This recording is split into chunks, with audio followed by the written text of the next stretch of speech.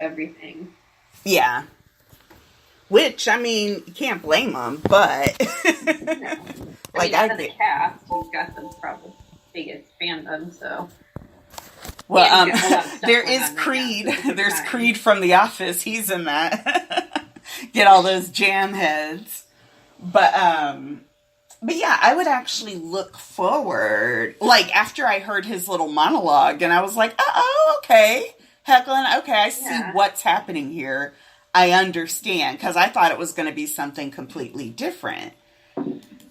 And so I don't know why he's being so hands off with it because I'm like, this might help you, sir. Yeah, but pretty much everyone's being hands off except for whoever's running that account. Yes. There's been like one or two people who were in it who like made one little post, but they're like really small time people that no one knows. And I think that's the only reason they're doing that. Well, what it means is that whoever is running that account has money tied up in it, and they're like, this needs to make money. And so it's like, I said, put it on Vimeo, charge, or Daily Motion, charge people to watch, then move it to VOD, then try to get like a couple of local theaters to do like a midnight screening. You like they really need to make it tongue in cheek, like Rocky Horror kind of midnight picture showing kind of movie. And I think that they are taking it too seriously to do that. But I'm like, this movie isn't good, but it could be great, or it could be fun. Yeah. And no, Spreaker, go to my homepage. There we go. Yay, live watch. So let me get this put in the threads. Oh, so what I was thinking about earlier, because I was thinking about Dylan, and then I was thinking about Posey, and I was just like, we have had more than a couple of instances where, so the interview was going around where Dylan was talking about the, that's so sweet, when Danny's like, I'll have sex with you, and Dylan was like, oh, that's so sweet. And I love the change in Hecklin's face where he's like suddenly very serious. He was like, oh, this is fun. Oh, you're talking about something that matters. He was like, shut up, listen to my Dilly. And so, of course, it would take Dylan to make this joke that was on the cusp of being extremely homophobic and making it palatable, And again, we kind of run into situations over and over again where Dylan is that person, where he's like, I didn't really like that, so I decided to ad-lib and change this. And you can tell by about season 4 he was done. That's when you know he was done, because suddenly the ad-libs moved to Shelley, and she's like, Jeff says only I can ad-lib. And I'm like, ooh, no, girl. You are terrible. But it makes me think that I feel like that's just part of his personality, because it really makes his friendship with Posey make sense. When you're like, I know you're trash, but I'm going to make all the excuses for you because I'm loyal and I'm in this and we're here now. And I'm like, you need to drop him like a bad habit.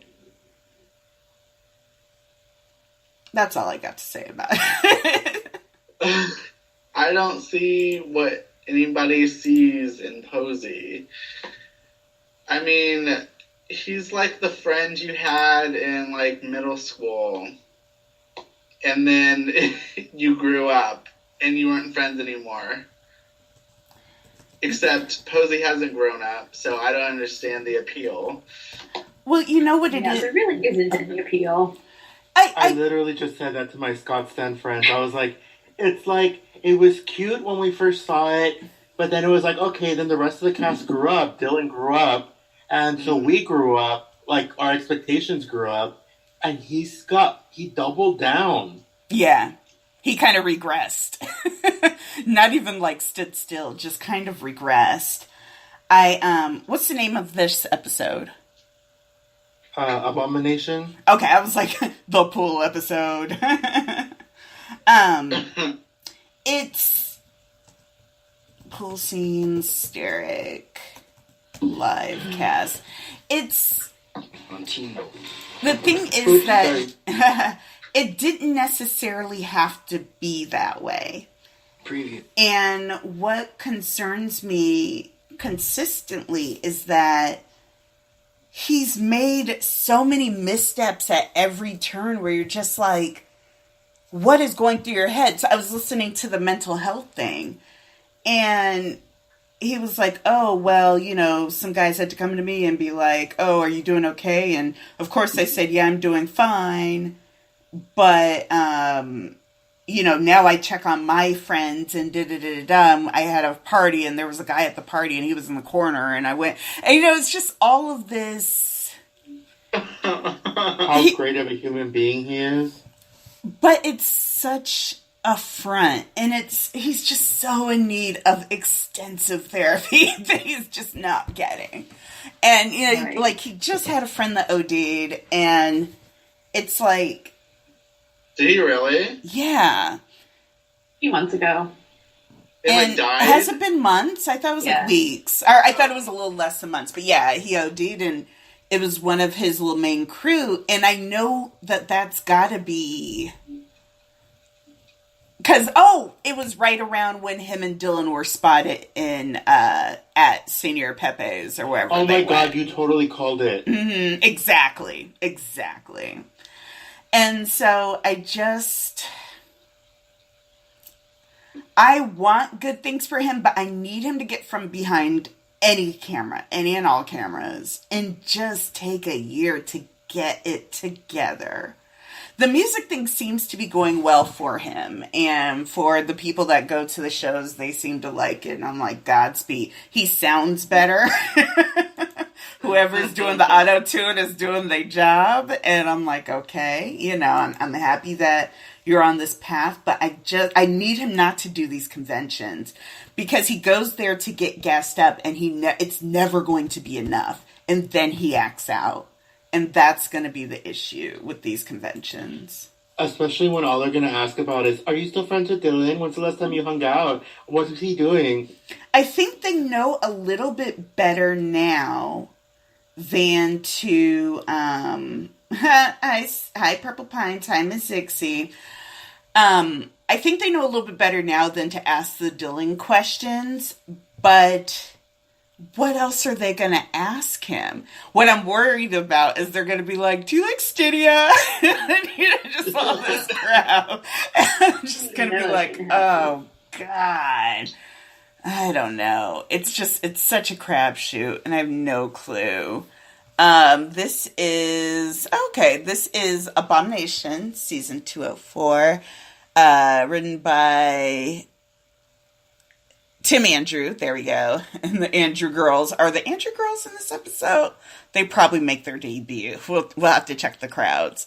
And then directed by Christian Taylor, whom we love. Alright, I'm going to do one more check for our guest.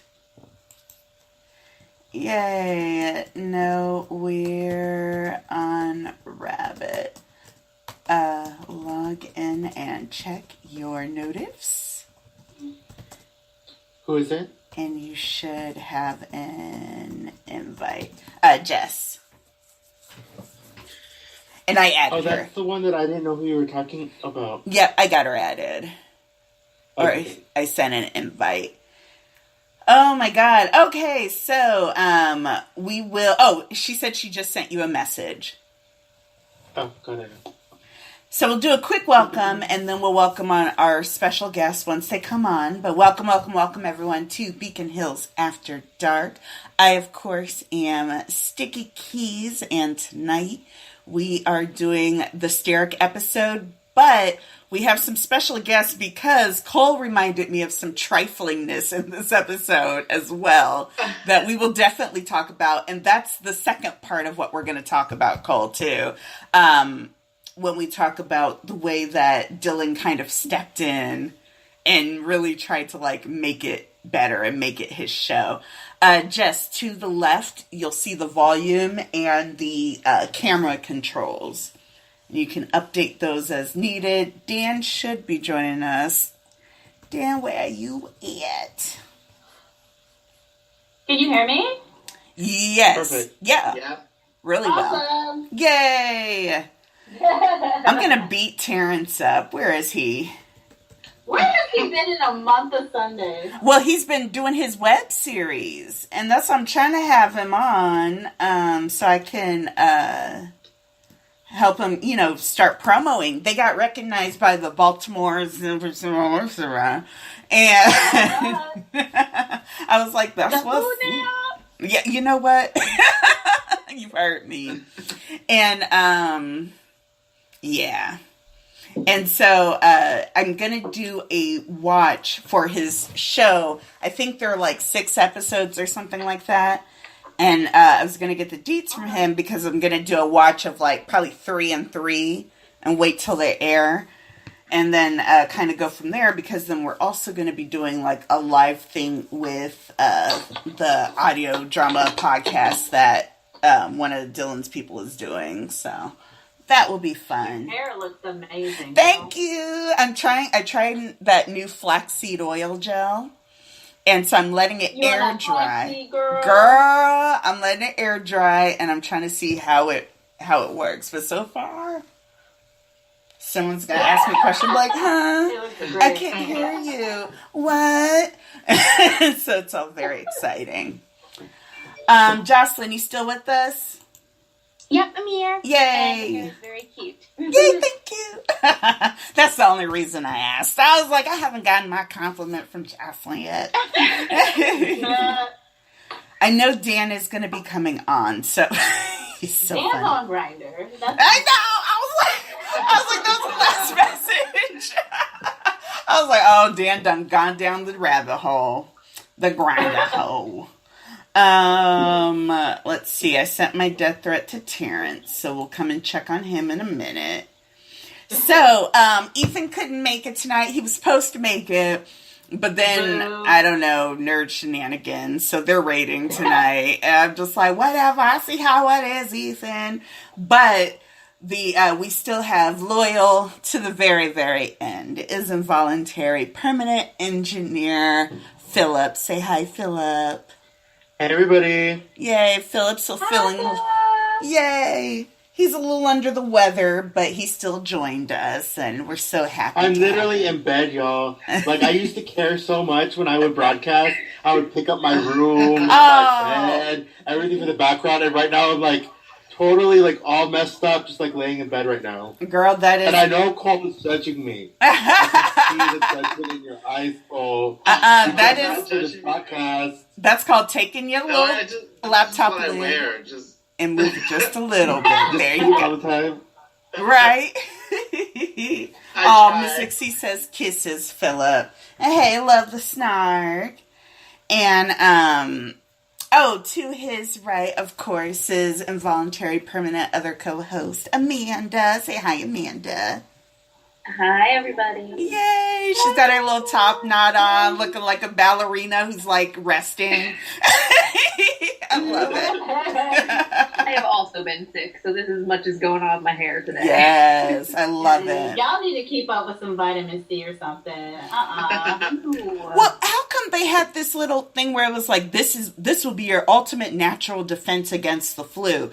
And so it had lemon and like water and cayenne pepper and like cinnamon and apple cider vinegar or whatever. And then it was like garlic. And then they wanted you to have it 4 times a day. I was like, why would I drink garlic 4 times a day? People try to sell snake oil. Right, No. exactly. Make that yourself at home. My sister's made it. Yeah, exactly. So I'm going to get maybe some garlic capsules. My new thing is I want to get some sugar-free Jell-O and like mix it with like water or iced tea or something and drink that.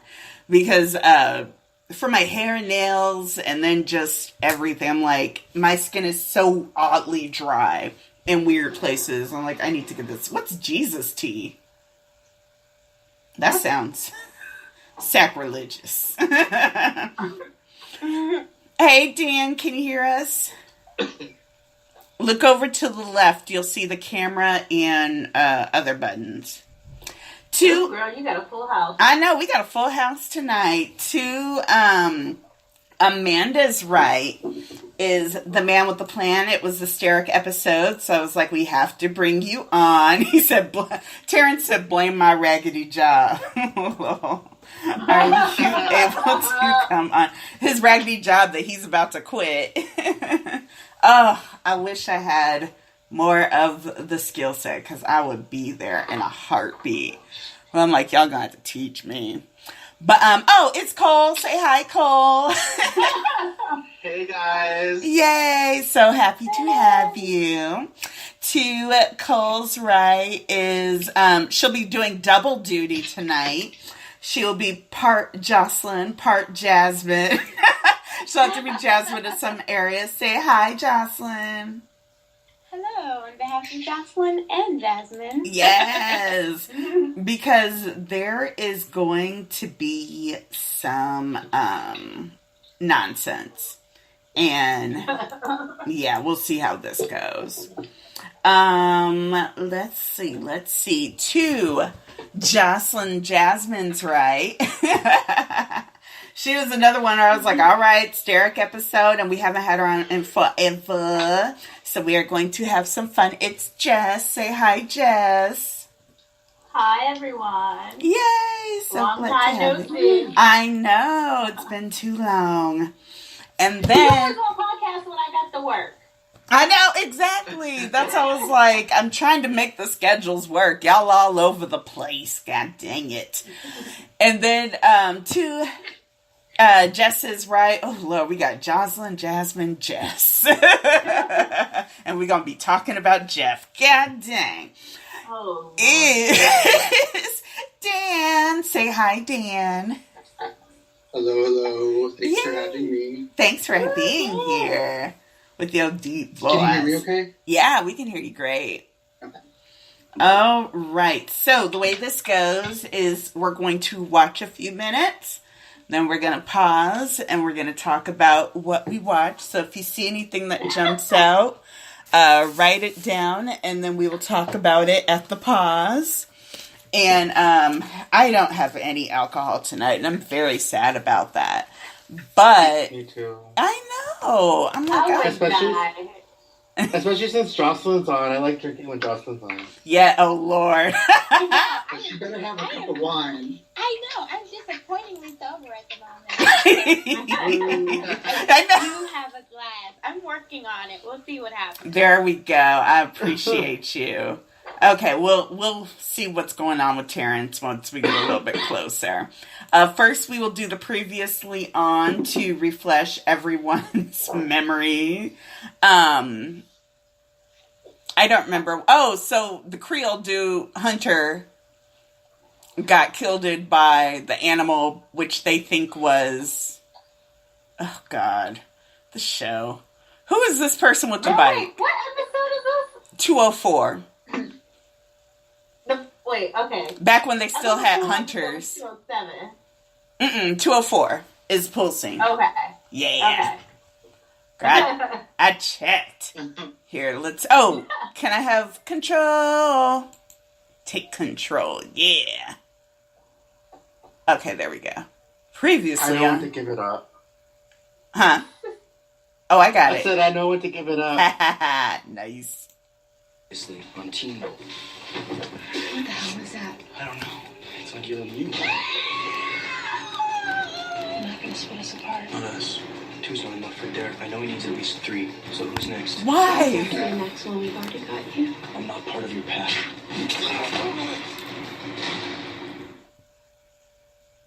I'm already annoyed. I was about to say, that was a short previously on. We still don't know how Scott knows about this rules of 3 thing. Me too. And then, yeah. There was something, we talked about it a little bit last week. But, like, Scott being like, okay, this kid who was abused by his father got turned into a werewolf. And now he's in the county jail or wherever, or he's a fugitive on the run. let me go downstairs and get into his basement freezer and have my girlfriend lock me in there. I don't know why. He's all about that role play. I was like, oh, Scotty, I was like, from He's not Jump as Street. good at it as he is at acting. From Jump And being a true Street. alpha. I I just, can already tell you got too many sarcastic assholes on this podcast. we're going to have to just go down the line and just say our sarcastic long episode. nonsense. Oh, my goodness. All right, we are at 0:24, and we are going to press play in 3, 2, 1, and play.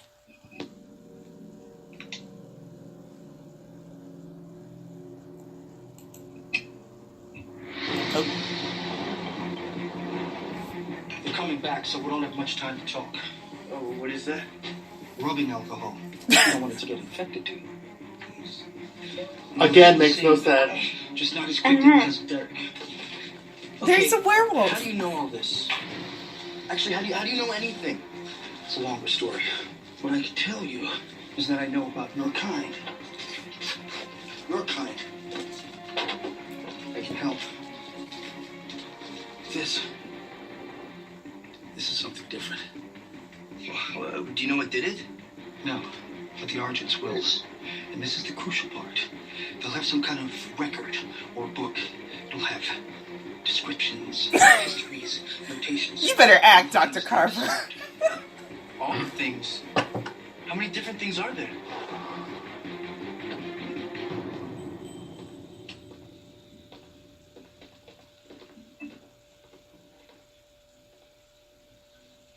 I'm starting to think I need to buy a more prominent closed sign. What is a shaky cam? Hello, Ellen. It's been a Yeah, while. zoom in. Last I heard, you followed a code of conduct. If you hadn't noticed, this body is one of ours. I did. I also noticed the gunpowder residue on his fingertips. So don't assume I'll be swayed by your philosophy just because I'll answer a few questions. He was only 24. Killers come in all ages. All ages, sizes, and shapes. It's the last one that concerns us. How about you tell us what you found?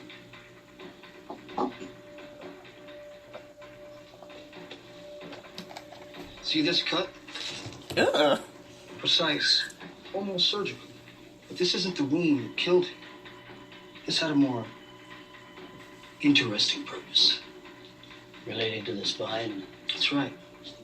Whatever made this cut is laced with a paralytic toxin potent enough to disable all motor functions. These are the cause of death. Notice the patterns on each side? 5 for each finger. Each claw. As you can see, it dug in, slashed upward, eviscerating the lungs and slicing through the bone of the rib cage with ease. Have you ever seen anything like this before? No, Any idea at all what killed him? no. But I can tell you it's fast, remarkably strong, and has the capacity to render its victims essentially helpless within seconds. If you're saying we should be cautious, we get it. I'm saying you should be afraid. Be very afraid. Because in the natural world, predators with paralytic toxins use them to catch and eat their prey. This prey wasn't eaten. That means whatever killed him only wanted to kill him. In fact, killing may be its only purpose.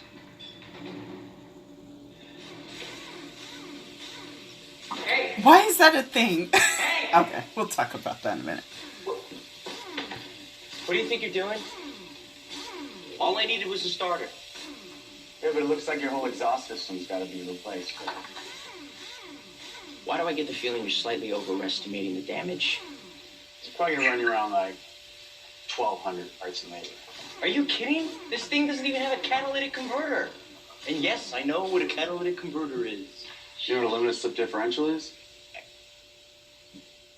No.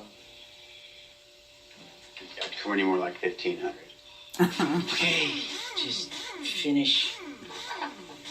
I'll be back here seething with impotent rage. Nice. It's real sanitary. The quality establishment you're running here.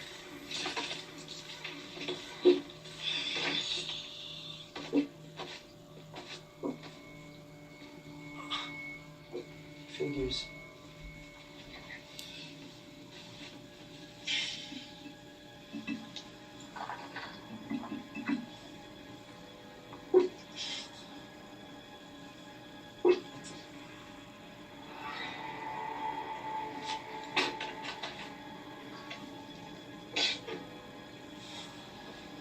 Oh.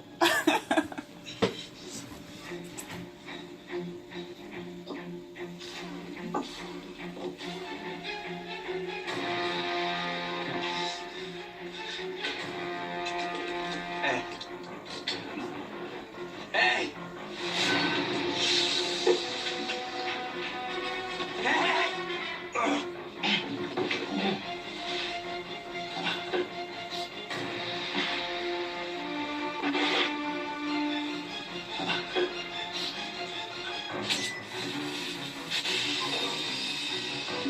Oh, rude. I forgot about this.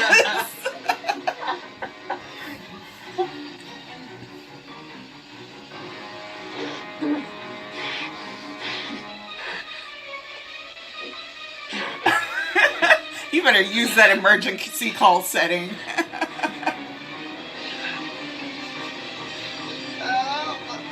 Oh. This is taking too long. It's no longer dramatic. I It's just rude. Some of these shots are interesting. That's what he was saying under glass the whole time.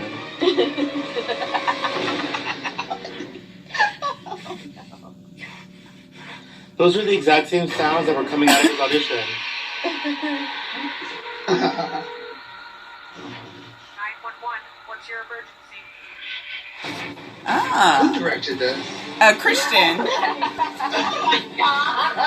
But you know good and well that, yeah, Christian was like, let me try all this new ish. Y'all ever hear a shaky cam? I got you. Baker heckling.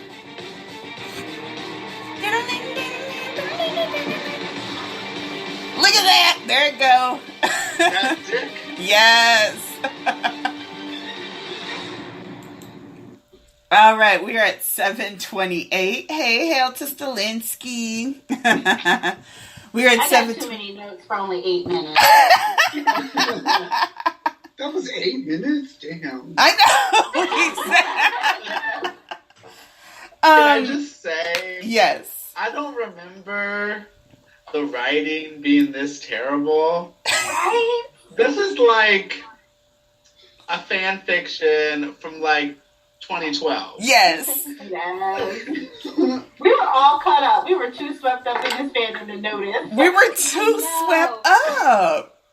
So we have Tim Andrew to thank for the direction of this episode. I did Was this his thesis or something? Like his final project? Oh wait, was the bartender Jeff Davis met and promised everything in the world to? No, Tim Andrews. Well, wait, was Philip, was Tim Andrews the director or the writer of this app? He's the director, and the writer is Christian Taylor. Christian was the writer, so that does explain a lot. Because Christian is because I was like, this doesn't look like a Christian episode, and I was like, it is real sloppy. So I'm like, this must have been the very first like. Let me get your phone, man. Don't you have an iPhone? We could do it completely. But, yeah, yikes. This aired, June 16th, 2012. I will say Styles was doing his thing. I did enjoy that quite a bit. That red hoodie. Yes. I love the red hoodie. And, I had completely forgotten about that scene. I did like how they tried to tie it in with him having the lacrosse picture, though. Why would you ever have that at your job? Like, why is it at his job? Why? And it's the only picture up. It's just like nothing, and then just his high school lacrosse picture. Exactly. I mean, question: does nobody get out of Beacon Hill? No. Oh, two people. Harley got out of Beacon Hills, and the black cop from the first episode and his dog, they got out of Beacon Hills. And Parrish got out of Beacon Hills. But then Photoshop on that lacrosse picture was horrible. that was rough. And they need to fire that intern because you know they made an intern do it. They're like, don't worry, it'll just be on for a couple seconds. They did not foresee the coming of HD. They were like, oh god dang. Y'all about to see But all then later these on, the connection's supposed to be a swim team, and we get lacrosse pictures. That's right. They like literally changed the story mid-season, or what? Yeah, because they probably just, I'm sure they just made it up Oh, as they went along. They had to You have, know because they were writing like lines the day of shooting. Because how do you not put a picture of the swim team, of you on the swim team? Why do you put a lacrosse picture? Because clearly this kid wasn't like a current student, even though, how old was And then this how kid? old is, what's his name? What's his name? What's the name of the Canada controller guy? Gerard. Oh, Matt. How old is he? Oh, He yeah. looked like Is he like a third-year senior, or He's what? He's got to be an upperclassman. I wish they would have gone into that. I wish they would have made him like a senior. Because that would have been really good, but whatever. Holy moly. I bet you at this point they probably didn't even know who the Canema was going to be or anything. Right. Just that they wanted a spooky creature that paralyzed people. Go. And Right. probably didn't put much thought into anything else at that point. Which, to be fair, other shows do that too, but ugh. Yeah.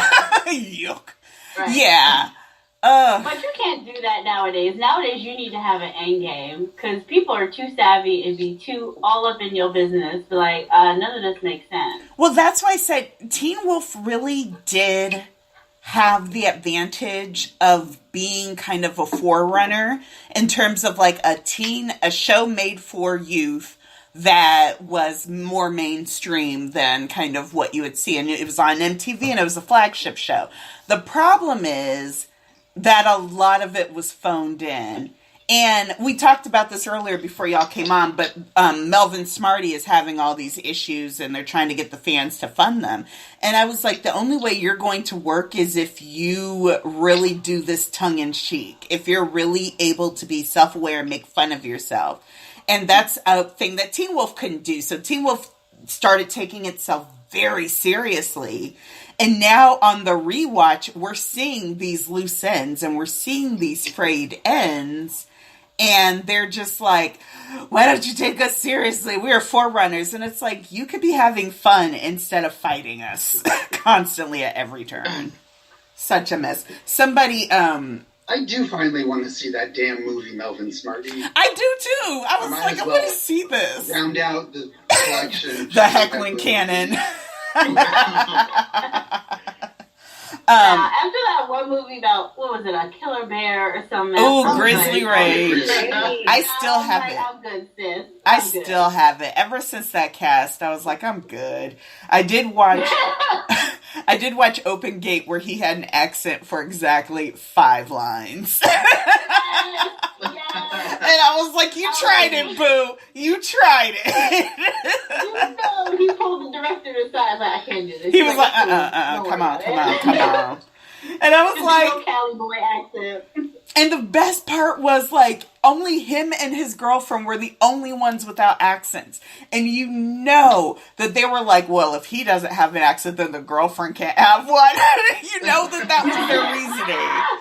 And I'm just like, bless his heart, he tried. This is terrible. I love it.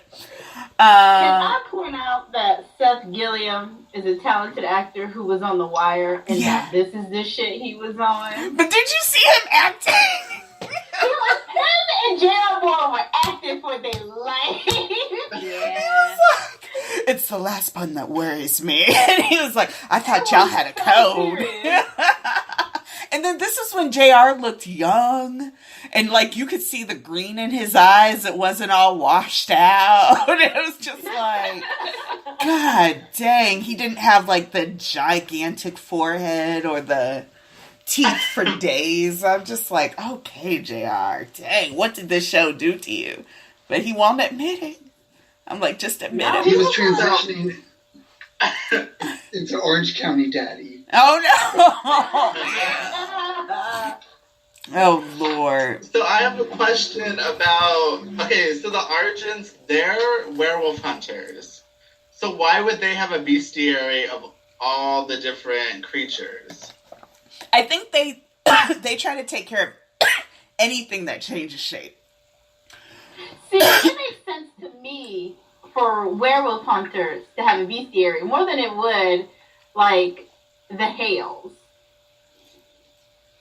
I would actually. I know it's weird. Well, But to me, it just makes more sense because they're the ones hunting all these creatures and should know what they are and what they do. But I feel like the Hales have like more of an oral history.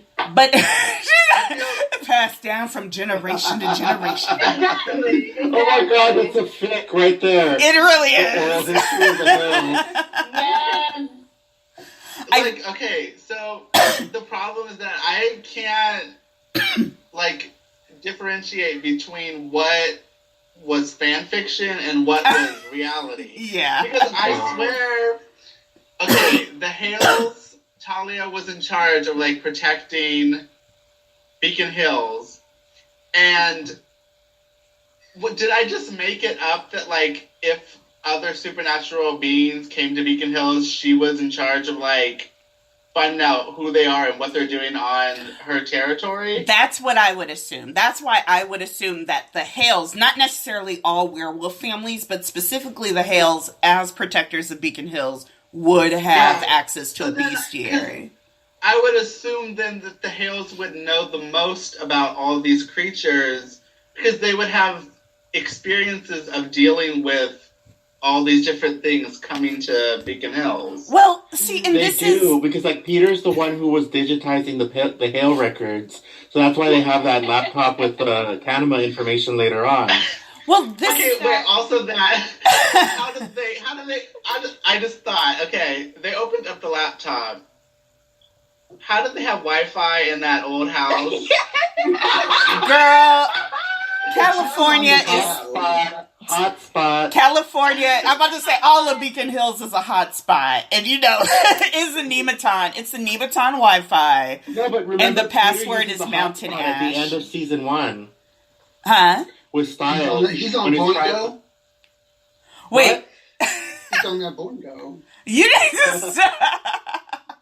I feel like this show be plugging up holes with gum. That's the problem with this damn show. they be like, that hole is supposed to be there. You're like, but there's a support beam right over it. Is that a stud?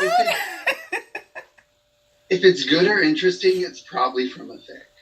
Honestly. No, but Cole's right. That idea that the Hales kind of like guarded the Beacon Hills area, it's part of canon, but it's not that explicit. Yeah. They talk around it a lot.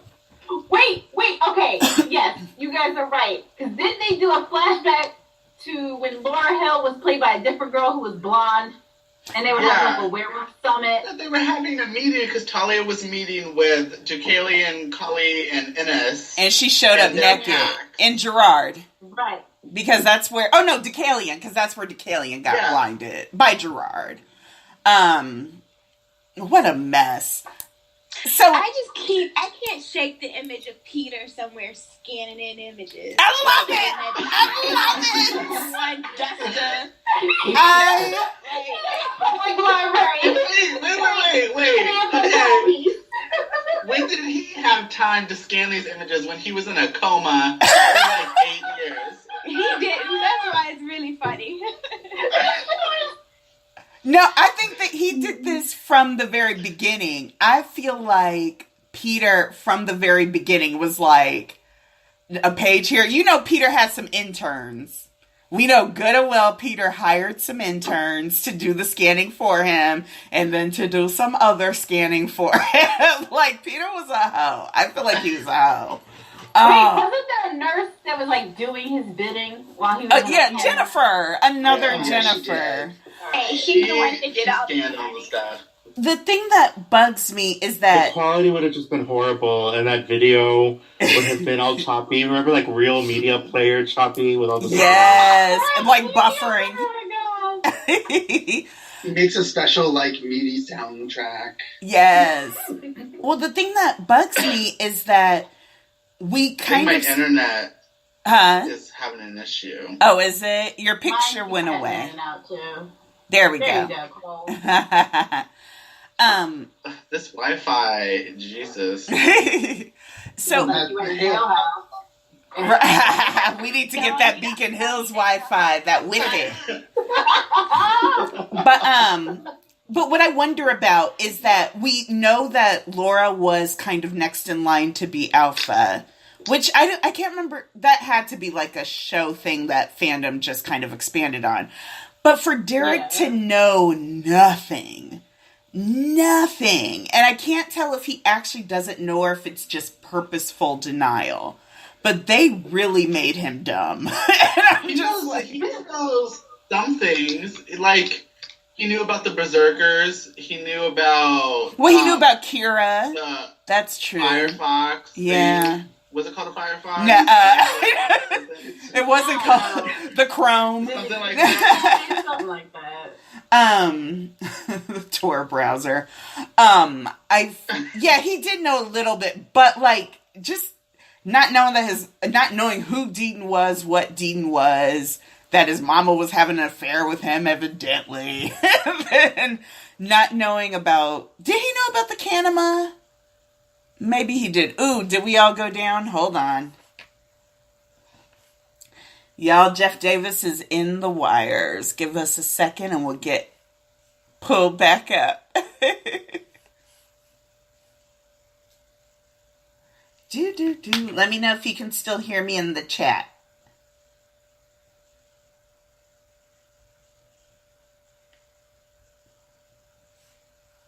Oh, jeez. Hello. That acting was so terrible. Oh my god. Whose? It's no taco shop. You see? I haven't seen that. Have y'all seen it? No, it's on HBO. Desire to see that. It's on HBO. We might have to do a room, Philip, and just let people jump in and out. HBO one day. Oh wait. I saw Truth or Dare. And okay, the movie overall wasn't as bad as I was expecting. Right. And I was talking to my friend John, the Scott Stan, and I was like, it wasn't as bad as I thought it was gonna be, but my bar was really fucking low. Was he in a lot of it? But like honestly, it was just like he decided to play Scott in this movie, and I was just like, but like season 1 Scott, and I was just like, okay. Back in the day. Acting range. You know what? I legit sometimes feel bad for Tyler Posey. He had his own TV show for 6 years?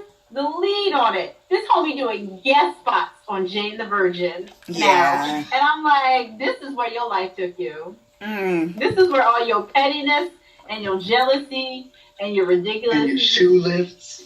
See? And your dude life. I think he expected to just get handed roles.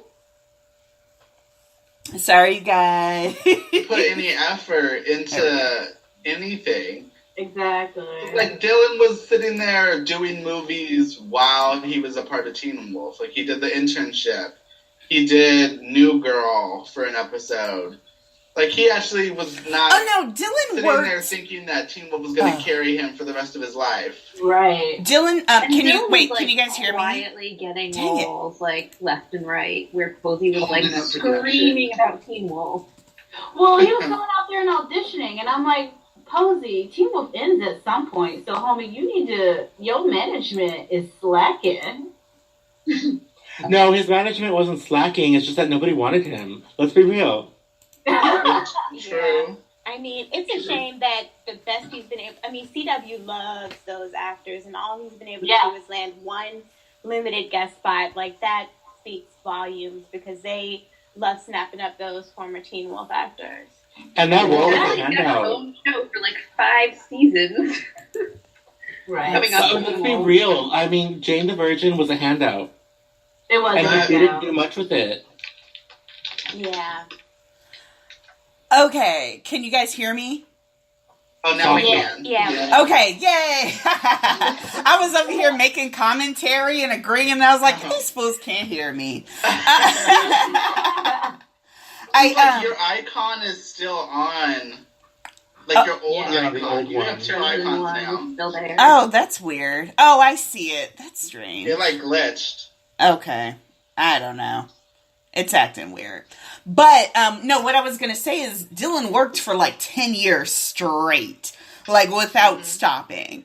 And Posey did get guest stops, but there were a lot of favors in there. And he's trying to play it off like, oh no, they want me for me. And I'm like, no, they don't. But that's, I don't know. I've always said my direction for Posey is he needs to do presenting and it needs to be something music based. So I guess hopefully he's kind of moving in that direction with this band. And yes, go ahead. Like Mario Lopez presenting. Yeah, but it needs to be for very much for like this millennial kind of dirty. Do you remember Jesse? Remember when MTV had that VJ contest? And it was... Oh my God, you are showing our age. Right, girl! But remember, it was... Who was... Okay, who's the boring guy that does... Dave Holmes. It was Dave Holmes and then Jesse... Yes, Jesse, whatever his name. And Jesse was wild, and I couldn't stand him, but he ended up winning. Child. And so Dave Holmes is the one who kind of went on and is like doing the thing right now. But I feel like MTV realized they made a mistake with all that. Yeah, basically. Well, he kept flaming out. So that's why I'm like, I feel like this generation's Jesse is Tyler Posey. But I just need him not to flame out. Chris Hardwick was what was that show? Singled Out with Jenny McCarthy. Every story about Chris Hardwick. So do I. I cannot with him. So do I. Well, like the thing is, in this day and age, you can't get away with what the VJs used to get. Could get. Oh crap! I lost my train of thought. You can't get away with what you could get away with back then, and that's the thing is that Posey doesn't have a line. Yeah. Yeah. Well, yeah, his line of controversy is just because remember when he was doing those Much Music Awards, and they were like, "Oh, what do you think of Trump?" And he's like, "Oh, he's a cool dude. Oh, it's really nice." And it's just one of those things that happened like before the election, but it was just like, Posey, this election is coming up. And right before the election, the only thing he tweeted was like legalize weed or something. Oh no, that was on the night of the election, and he was like, "Well, at least weed is legal." And you're just like, "Okay, sir." And I hate that with the antis wanting us to take Posey seriously as a Latino, and it's like, how do you support Trump and want like Latino support in the community? Like, but really? You know what was so funny is, oddly enough, I always feel like it's kind of overcompensating, but I'll give it to them. But when he was with Bella, that was the most Latino he ever pretended to be. Do you remember that? She was like, my princesa cubana. Them being trash together. But they were like my Latin prince, my Chicano princess, my Hispanic, this and on. And I was just like, what? I was like, Posey, are you learning? Didn't they get cussed out on Twitter for that? People are like, do this at home? Yes. Probably. I remember this. Okay. Puck, thank you. Thank you, the elf herself. It was Puck. But I think, was his real name Jesse? Where am I getting Jesse from? But yes, I was Jesse thinking was Puck. the VJ that won. No, it was Puck. No, Puck was on the Real World. No, Puck was on the Real World. He was the blonde one in season. Oh, Puck is the one that spit on someone, and he was. Oh God, he was an abomination. He was on season.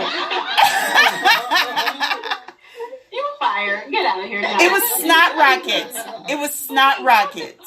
Hold on 1 second. Did somebody say that Posey is a Trump supporter?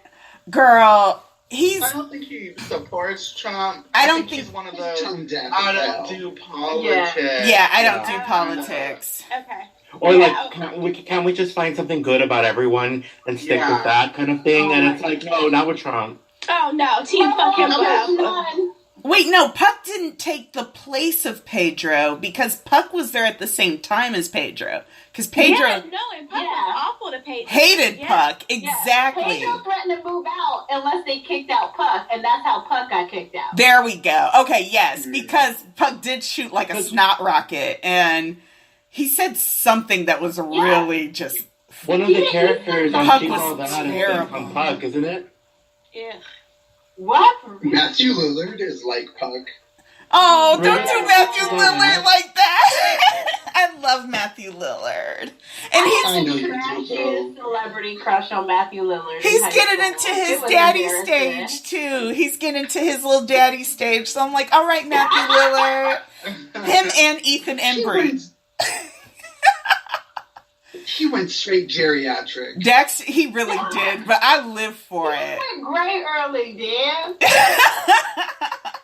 Oh my god, you guys, we have to keep watching. So I'm going to we're gonna get through this episode. We do. Shut up, Miss Ixie.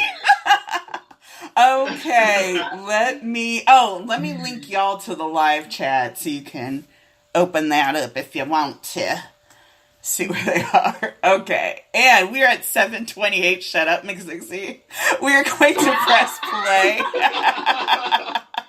And 3, 2, 1, and play. Ew. Ew. It's a nice house. Yeah. And then they lived in an apartment in season 3.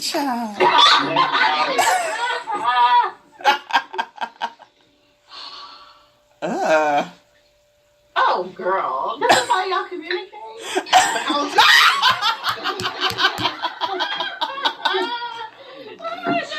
It's okay. Let's just... All right, Colonel Ty, sneaking up on folks. Why'd she get out the car? Oh, because Grandpa was there. Who is Her Akeem hair was Smith? so pretty in season 2. Yes, it was. That's when they were in Atlanta and she was getting laid. Yes. How many bags she got up in there? See the sprawling metropolis that is Beacon Hills?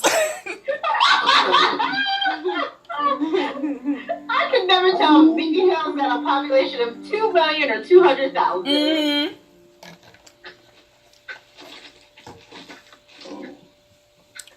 I like how 5 minutes passed in like 2 seconds.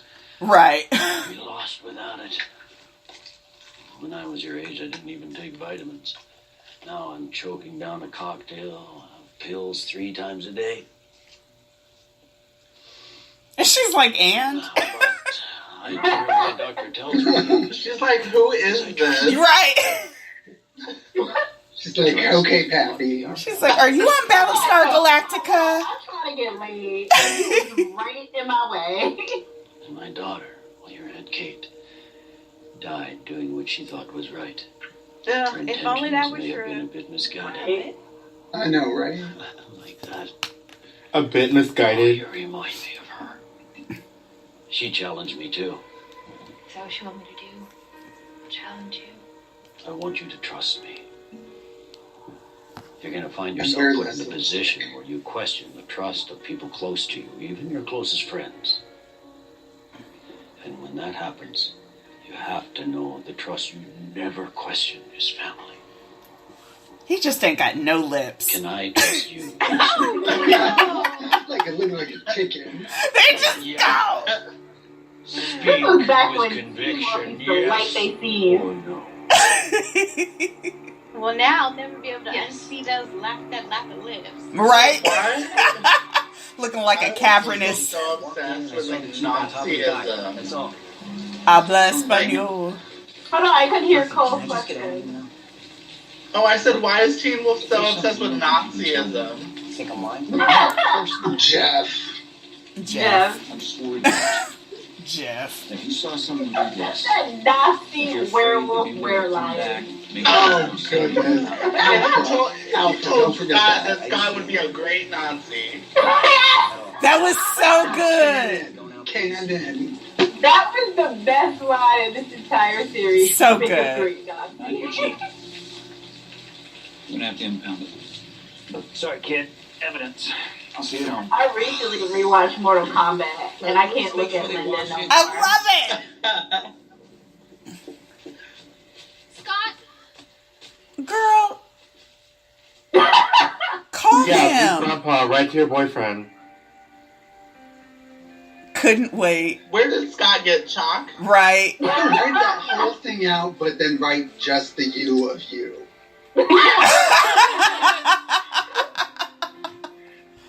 Stop it. Scott is Give it a very lot. smart. So stupid.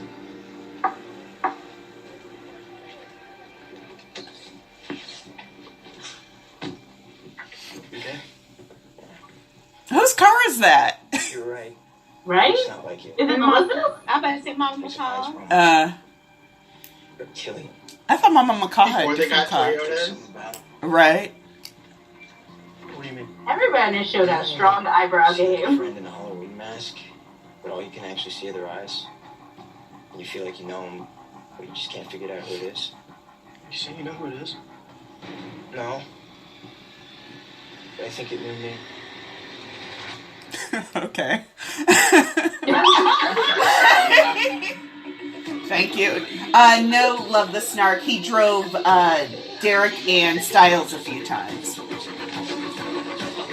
You better parkour, Isaac.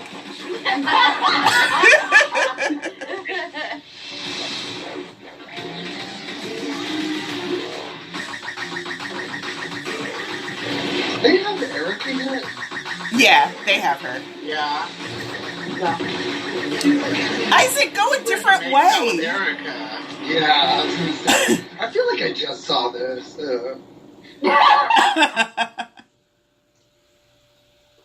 Does anyone want to try not being completely predictable? Ugh. Oh, no. That's assault. But you know what? That's the greatest Derek has ever looked. Really? Right? Because I was like, this is His super titties are gay. doing half the work. Exactly. Are we done? I got about 100 bones that need a few hours to heal. Daniel Sharman always looks constipated. 101. You think I'm teaching you how to fight? Huh? Look at me! I'm teaching you how to survive. I loved asshole Derek. He was better than Moby First now. Then Derek. I don't know. But they're planning something, and you especially know that's not our only problem. Whatever that thing is that killed Isaac's father, I think it killed someone else last night. Until I find out what it is, you all need to learn everything that I know. Not much. It's fast enough to teach you. Y'all couldn't go to a Ramada? Derek really? I just still have a lot of questions about the Beacon Hills transit system. Child, we gonna talk about the train depot. Ooh. God. No, you should have worn a tampon. And Mama, don't touch the open wound. Why did you do that? Lydia. Who wrote this? Did we ever get explicit? Oh my God, there he is. Did they get her in some counseling? Is that what they're doing now? What's your brain of psychosis? Why did Peter dress like this in his younger years? Because he's amazing. Be ashamed of it. Same reason he has those bangs. My personal life. Because that's amazing. It looks like an elf. No. Oh, there we go. Are you ready, Lydia? Hey, Morel with your shoes. Y'all still be flossing. Could be 60 and still look 17. She's almost there. Vampire. Yeah. Trying. We'll get through this. I know because I love you. I love you more than. Oh my God! I can't. You and Allison just have to find a better way to communicate. Come on.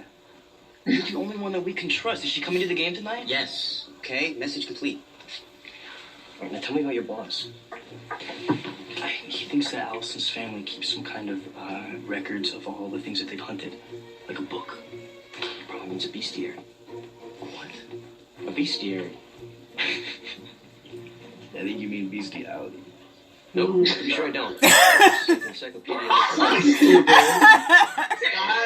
How am I the only one that's listening? That is canonically dumb. It's kind of like a priority of mine. Okay.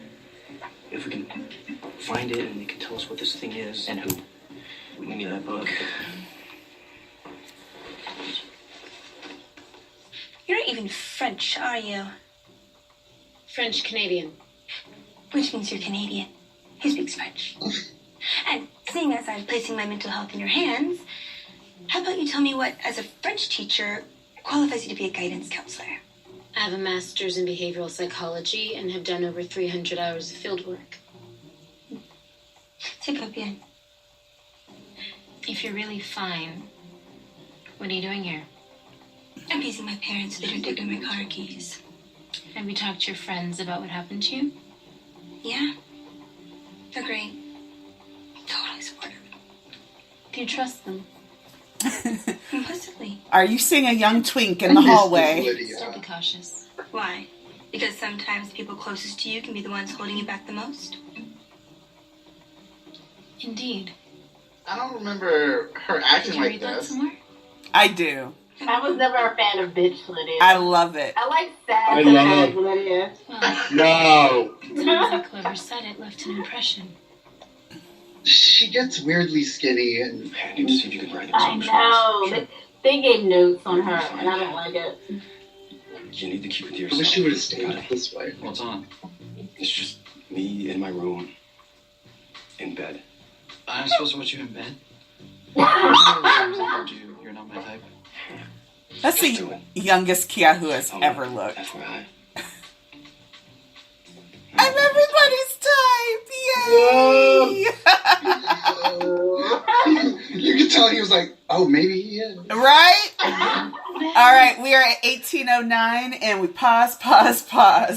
This was a very fast, like, there are lots of cuts in this, which I actually like. Scenes just ended, and I was like, oh, are we done with that? Exactly. One thing that I did. Eric's expanded the fuck out of this episode. We really did! Oh my god, for real. Because we haven't even gotten to those two yet. First, like the first thing, yes, is when Derek kisses Erica, ugh, and then he says, No, Erica I have kisses Derek. somebody else for you, Oh, or somebody else in mind for you." I always interpreted that as Derek, but who, like, really is it supposed to be? Wait, Derek. I always thought it was him trying to make Erica go flirt with Styles. Yeah. Yeah. Erica put. Oh, shit. You see, and I thought it was him trying to make Erica go with Scott. You know, I think there's some proof of that. There's some. But doesn't she go after as well? Yeah. Yeah, doesn't she go after Scott like shortly after? So the answer is when they wrote this scene, they didn't know which one yet. Right. Or what they were doing. But they did because, okay, originally they were supposed to do Styles and Erica, Yeah. and then they didn't. And then they were going to do Styles and Cora, and then they didn't. Right. And then they did Styles and Malia, which is just, oh my god. I just want to go. I want to go to Gage and I want to go to Adelaide and be like, see what you did. For Adelaide, it was worth it. But for Gage, I'm like, girl, this little Hulu show you have, or this little Amazon Prime show that you have is not worth it. You should have. Wait, time out. Mm-hmm. Colton left on his own. Charmin got written off the show. Well, Sherman wrote Crystal himself left off. on- Yeah. He requested to be off. Daniel. Yeah, and Crystal left. And Yes. Danny, they just forgot about. So, did Gage ask to leave, or did they just not? Oh, no, write Gage her? had- 'Cause I know Yeah. Cinema wanted to stay. Yeah, Cinco wanted Gage to stay. wanted to leave. Yeah, Gage had a Gage show. wanted to leave. She had a show that she was God, supposed to her go to, and it didn't work. And then Adelaide had a show, and it did work. Hers, Adelaide was the only one whose show actually worked. Colton was like, and I guess loved her Colton. show. Rain. Mm-hmm. But It's amazing. I will say, so I tried to watch it. I couldn't. we talk about. We talk. Well, I have the other sister or the other Boleyn girl, and so I'm like, that's all I need to know about Mary Queen of Scots. Yeah, That movie is terrible, but I love it. it's amazing. I love that movie. And the other sister's the one with Diane Keaton, right? No, the other sister is the one with Cameron Diaz and Toni Collette, and it's fantastic. Wait, is that the other sister? Or trash ass movies. How many movies have Cameron Diaz and Toni Collette done together? Was I it think Cameron there Diaz was. and Toni Collette? No, there's at least the other one. Oh, I don't know. Oh, I think you're thinking of Toni Collette and Drew Barrymore. No. Oh, that's not what I'm thinking of because I didn't know they were in a movie. Okay, that's a whole other thing. But Anyway. So Gage has to leave. Okay. so what I want to talk about is where Scott and this bestiality and the whole bestiary thing, and he says, how come everybody knows about this before me? And then Styles says, well, my best friend was bitten by a werewolf. I made it my priority to learn. And I feel like that's this show in a nutshell. This show could have been called, why does everybody else know about this except for me? Colon, because you got bit, so we made it a priority. Yes. I could not believe that line made it in and nobody had any introspection about it. That was just... It comes back, too. Yeah. Oh, God. Go ahead, Jess. Because they figure they'll just say, Scott knows the most about everything later, and people just buy it. And they did. Okay, see, no. That line establishes that Scott is canonically stupid. And that was the narrative for a really long time. Yes. Until Scott Stans got all in their feelings. And then all of a sudden, during the last season, Scott was intelligent and taking AP Bio and going to UC Davis. And I'm like, did this fool miss 200 days of school? It's so funny because people, like the Scott Stans now are on this turn to like rewrite their fanon and rewrite their canon and all this other crap. And they're like, oh, well, if Styles wasn't around, then Scott would be thriving and he'd be much more confident and blah, blah, blah.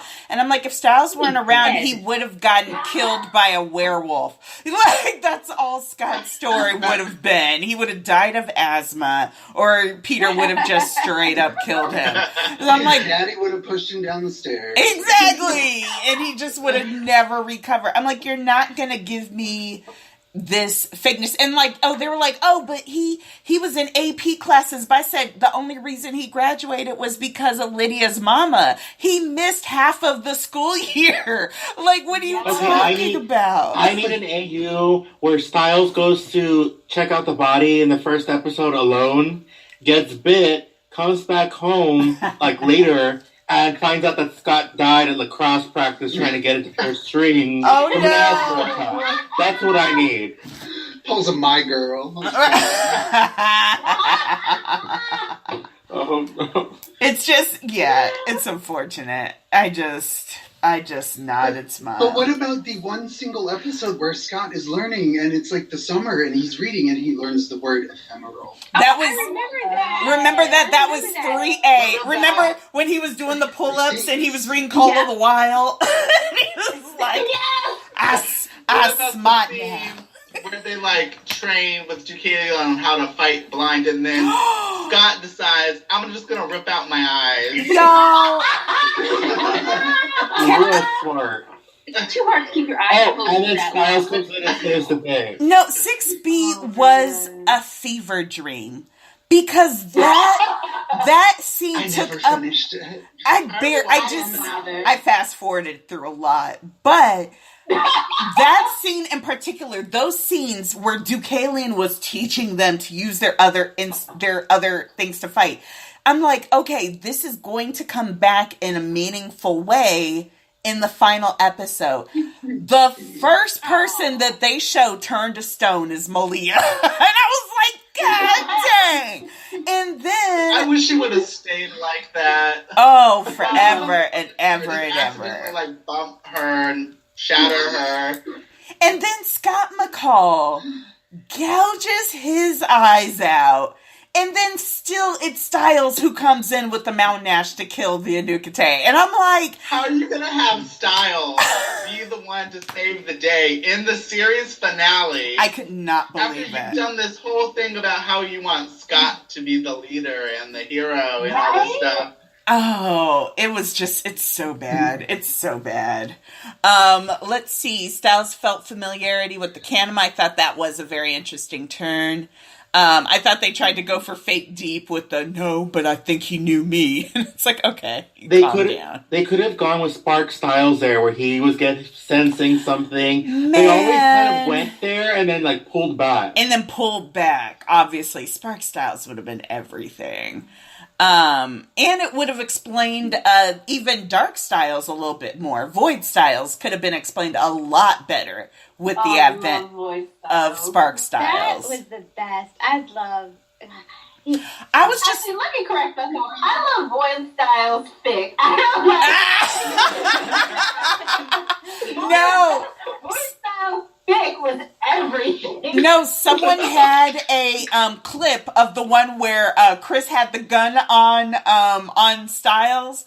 And he was like, Daddy, are you going to let him shoot me, Daddy? And then he gives that up, and then he's like, all right, go ahead, shoot me. Shoot me! Shoot me! And then I was like, God dang you, dude. I forgot how great that was. And then everyone's like, oh, well, season 3B was the best season. And I'm like, no, Void Styles was the best Void Styles. The rest of 3B was pretty much trash. Because do y'all remember the dude what was his name? The first dude in the first episode who was like, had flies all in his stomach and Barrow. Oh, that was so messed up. And then the whole thing with Kira. I don't remember that. The timeline for that was all fucked up. It was just... Wait, it just reminded me of something. Wait. Go ahead. Flat end up in somebody's mouth at some point. Yeah. Gross. And I'll never forget Terrence and Micah when they covered, I think it was that episode, because doesn't Deaton end up trying to like get the thing out of their mouths? And they said the funniest thing about, I guess was it one of the twins had no gag reflex? Yeah. Was it Charlie? It was probably the gay one. It was probably the gay one. It's probably Charlie. I just found an autographed picture of him. Does anybody else notice how thirsty this episode is? Everybody in tank tops, sweating and greasy. Exactly. This is transparent. Yeah. He was like, I know what boys like. I know what guys want. They are messy. And they really should have just doubled down on that, because that's what kept people watching at the end. But somewhere along the line, someone told Jeff Davis, I just love your plot. It's so smart. And he's like, finally. They're listening. Friggin' Paul posted the original like concept art that Jeff drew. And it looks like a deviant art version of like a werewolf. It looks like Tina Knowles fashion. Yeah! House of Duriant. Stick figure with a piece of fur on it. It was just like, you are such a nerd, Jeff. And I'm just like, God, you're so awful. But, and then the whole thing about, she was like, are you really French? And then she was like, I'm French Canadian. She's like, so you're a Canadian that speaks French. And I'm like, it's still French. What are you talking about? It makes sense. Like, you don't have to be French to be a French teacher. Well, I'm just like, it cracks me up because... No, but like, it is a common way to put down someone who's Canadian French. Oh, you're not really French. But I'm like, how many French Canadians are like, we're French? I thought that was their source of pride, that they weren't French, that they were French Canadian. It's weird. Maybe it's where you are. But even so, I'm like... It's like how a lot of Mexican Americans call themselves Mexican, but they're not really Mexican. Don't even get us started down that road. Pointing that out to one is a real way to kind of be like, but you're not really like us. That's so rude. But it's white people in America. That's like white people in America. Like, oh, but you're not really American. Where are you really from? They don't say that to white people in America. They say that to everyone else. Right. But I mean, I can't with like Bitch Lydia. Bitch Lydia was not my fave. I love Bitch Lydia. I like I her. remember her being like this. My only issue is that it's just a lot of filler. It's like sentences that go nowhere and make no sense. But that's because they spent so long like avoiding telling Lydia anything and bringing her into their like supernatural fucking circle. Their nonsense. It makes no sense. She was a banshee. They didn't explain no rules about that. It made no damn sense. Because For 4 seasons. Yes. For so long. That's so unacceptable. And then she kicks ass all of a sudden, and then like, but they can never recreate it. Right. She was laying up in the hospital with a hole in her head for a season. Yeah, that was one of my least favorite things is when they decided, okay, Lydia's parents won't shit in like season 1, and then all of a sudden they want to give her parents or a mom who is functioning and caring, and I'm not buying it. Like, I liked it when she just felt like an unsupervised teenager. Well, no, I will say this though. I will say this, Jocelyn, is that even though they brought Lydia's mom back onto the scene, Lydia's mom has been trifling since Jump Street. She has always been shit. I just prefer I just prefer when like the ain't shitness is just we're just gonna lean into it. We're not gonna give her poorly written lines. Like, what was that line? What did she ask her when she came into her room? Like, why did you do this? And I'm just thinking, like, if my mom had walked into my room when I was in high school, the bed is full of blood, things are missed. I don't think that's what my mom says. I don't know, like, what the hell is going on here? Are you like? I think of there's so many other things. And then she touched her open wounds. She thinks that Lydia's acting out. That's my problem. I guess that's where they're going with it. Like, they think, like, oh, Lydia's being spoiled because me and her dad split up, and, like, she's not getting all the nice things like she used to, and so, like, she's acting out to punish me. Ms. Zixie said... Wait, is Lydia's dad gay, or is that just some fanfic I read? That was fanfic. That was fanfic. But, no, Ms. Zixie says that Lydia's mom is a functioning alcoholic, and I can see that. Because Lydia's mom, remember when she had a list. Remember she had a manila envelope with a list? And it was like, it was crucial. It was crucial to the survival of the Supernaturals. And she was just like, Wasn't it a list it was a list of something, and it was just like, girl, It was a list of Supernatural students for her to keep an eye out on, and she was just like, Yes! She's like, this just must be the A students. And I'm like, Lydia's mama! No, it wasn't 6. It was like 4. Children. Yeah, those poor children. Oh, man. They were singled out, in fact. That's why I said her and Bobby, her and Coach. Someone was like, that's why they found each other. They got drunk together. They used to be drinking buddies. And then Coach had to go to rehab. And Lydia's mama just ain't gone yet. So she's just like, 15 years, Bobby. They went to AA together, but Lydia's mom is the one who keeps on drinking on the down low. Exactly. She's like, oh, it doesn't count. It doesn't count. It's just to take the edge off. Didn't Lydia's mama, when some werewolf, I don't know, I only saw GIF sets, because I'm confused. Didn't some werewolf, when the whole student body saw Scott fight a werewolf or some mess like that? Girl, it was a bear. It was a bear, Jess. That was a thing that happened. That is one of my favorite things to write into canon compliant fics. I will put that into everything. We're like, oh, it was a werewolf? I thought it was a bear. Like, this is the dumbest thing. And that's what made me mad about them bringing on Monroe, because first of all, the actress was terrible. Oh, that was bad. But her whole thing about the last season was being butthurt that because they told her it was a bear and she knows it wasn't a bear. So that's why she wants to kill all the werewolves. And evidently that's a good enough, excuse. Who is Monroe? Child.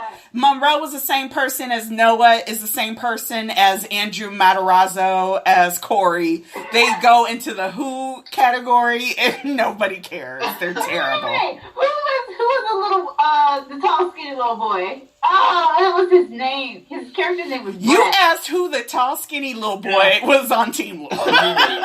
That's Cody St. New. Yes, the twink. What was his name? Cody St. New. But he wasn't a twink. He was a burnout. Was he ever a twink? I had completely forgotten that he was a person that actually existed. Yes. Wait a minute. He's a total mess on Instagram right now. Is he? I'm a B-nose. Right now. I don't pay attention to him. Have to go Like, he's going Oh, no, to just in meetings, general. Yeah. and like, you're like, but with who? And you never really come out of it. It's like he's modeling stuff, and it's like, is this like some internet label or what? He had a girlfriend briefly, and she... girlfriend. Child... Girl, please. It was one of those rehab girlfriends, you could tell. Yes, exactly. Because he was clean for like a good few weeks. And then he came back and we were like, oh, you relapsed, boo. He was like back in New York. And I was like, you can't handle New York. You need to get back on that Amtrak, homie. And get back to LA where, Lord, you can barely handle that. This Instagram is so homoerotic. It is. He knows where his bread and butter comes from. But I need to check this out. He ain't never been the same since he got beat down in Vegas. Do y'all remember that? When he...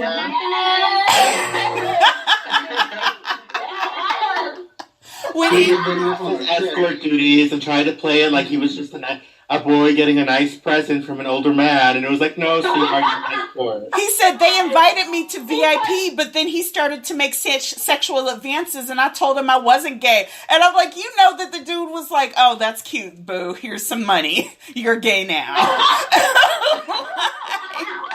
Like, what is wrong with you? I still insist what really happened was that the old homie tried to pay him with a money order. And Cody's like, what is this shit? That would be so funny. Be like, yo, what's your Venmo, homie? He's like, no, you said cash. You know it's good. Yeah. You know Cody St. New ain't going into no Walmart. If you just try to pay with a check. There we go. That would be a problem. He was like, you know Walmart's going to take 3% of this? No, I want all my money. What a mess. Tried to pay with one of those Banana Republic, Gap, Old Navy gift cards, and he was like, don't dress here. Child, please, that would be an upgrade. He would love that. And get him some to like the Golden Corral. He'd be in heaven. But Golden Corral. Yes. Get them honey butter biscuits, girl. In the 90s. Well, that's now. I am not going to be able to think about Golden Corral without thinking about poor Cody. Poor Cody, my God. CSG. All right, we are at 1809. We gonna make it. We gonna make it, y'all. And we are going to press play. In 3, we're gonna get to the pool scene at least. In 3, 2, 1, and play. No, I mean bestiary. And the two of you, I don't want to know what's going on in your heads. Yes, or your beds. Can you describe this thing? It's probably like a book. That's great. Old, worn. Like found another? What is this 80s romp music? With a book like that. Where? Why aren't Scott and Allison talking to each other? They can't be seen together. But they have spoke. To be. Someone's gonna tell their mama. You know, drug dealers have been using disposable cell phones pretty successfully for years. My parents check every call, email, and text message I send. Trust me, they'd find it. All right, can you get the book? Now that was keys. I need to warn you, by the way. You might need to be a little patient with me. How come? I'll probably have a lot of questions, seeing as I've never actually seen a lacrosse game before. Yeah. What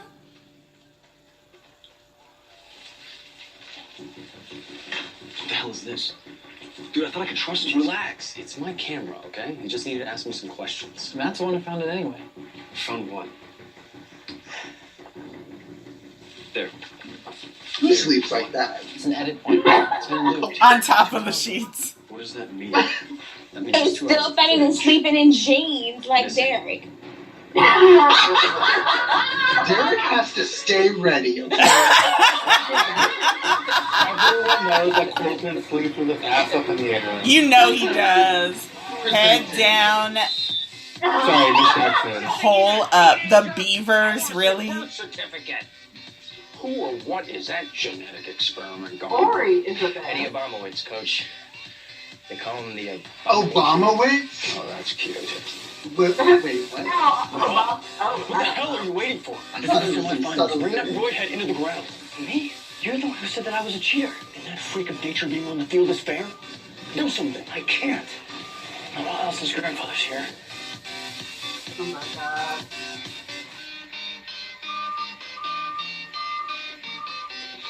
You should have brought a warmer jacket. You're cold. Allison is the queen of fidgety acting. That girl cannot sit still. Oh, there go Boyd and Erica. I don't think I ever noticed that. Oh, I missed it. This music is very, very upbeat. It's jarring. This music is some weird. Yeah, they're doing a lot. This is some gay Atlanta club music.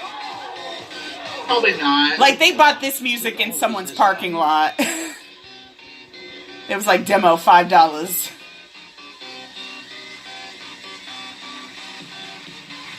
Real smooth style. So subtle.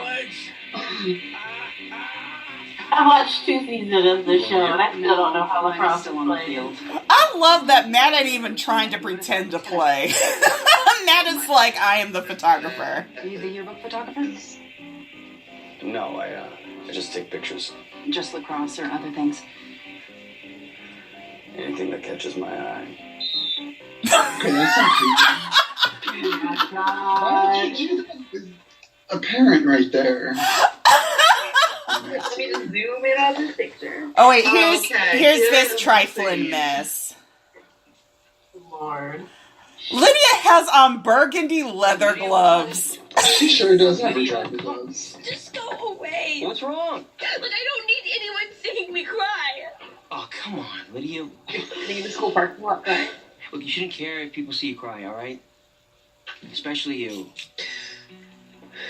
Why? Because I think you look really beautiful when you cry. Ugh. This show's problematic at best. How many fingers am I holding up? 4? Say 2. 2? Perfect. Get out there. Come on. Get out there. All right, we're gonna take a quick pause. We need to have a moment with our resident show stan, Miss Jasmine, to fully explain. I think you're really pretty when you cry. Listen, I don't have anything for these Mickey Mouse I just, what the hell? And I want to go back to, I get that the canon is that Scott is a little bit slow on the uptake, but I am offended that Allison confused bestiary with bestiality. As well, thank you! I am not, because remember she said she was behind a grade? There you go. Oh, you need to quit! It was because her birthday was Same off. girl who read that French book about Lebet and all that stuff like last season, and now we're gonna have her be dumb about like stuff like this, please. Yeah. Well, they think that they think that Gerard's burn book is the bestiary. But yeah, for her, and then, but I do like that Styles is like, I don't want to know. I Well, that's what it is. was pay to read that. That's what it is. It's got all them people that he wants dead for whatever. Oh, Lord. But you know he has some delicious hard candy in that coat. Some Werther's Originals. No, they know. Yeah, he got the Werther's Originals. The little Lucy's in his pocket. The little cream savers. Strawberry candies. Yes, the cream saver. Strawberry wrapper. Those are delicious. But you know he Okay, has wait, off topic, have y'all seen Anthony Bennett, like, going around promoting this, the Burn cookbook, the unofficial Mean Girls cookbook? No. No, I haven't seen it. He and a bunch of, like, the LA gays have been all over Instagram as he's been promoting this event, and, like, this totally just reminded me of that. What on earth would they be cooking? Hilarious. And Ali Mackey actually has a recipe, like, named after her in this Burn book. That's cute. Okay, I might have to check that out. I like Ally Mackey. But yeah. Ooh, wait, the Pimpstress of Nivixen? What? What? Allison Mack? What's her name? No, Ally Mackey is Colton's friend. I don't know these people. Yeah, you're thinking of Allison Mack, who was a Nickelodeon. That girl who joined the cult. That's what I was about to say. Was Allison Mack in the sex cult? Now, Allison Mack was the girl who turned into goo on Nickelodeon. Yes, in the sex cult. From Smallville. Yeah, that girl is in a sex cult at Nivium, but Ali Mackey, the girl I was talking about, is Colton's friend, and she's on a TV show called Wrecked. Yes, and I did like Wrecked. We're sorry, Allison Mackey. That show was funny. Sex cult girl. It is I cute. just assumed it was canceled. It's very. Oh, did it get canceled? The TBS app is just It a had 2 mess. seasons. I thought it had 3.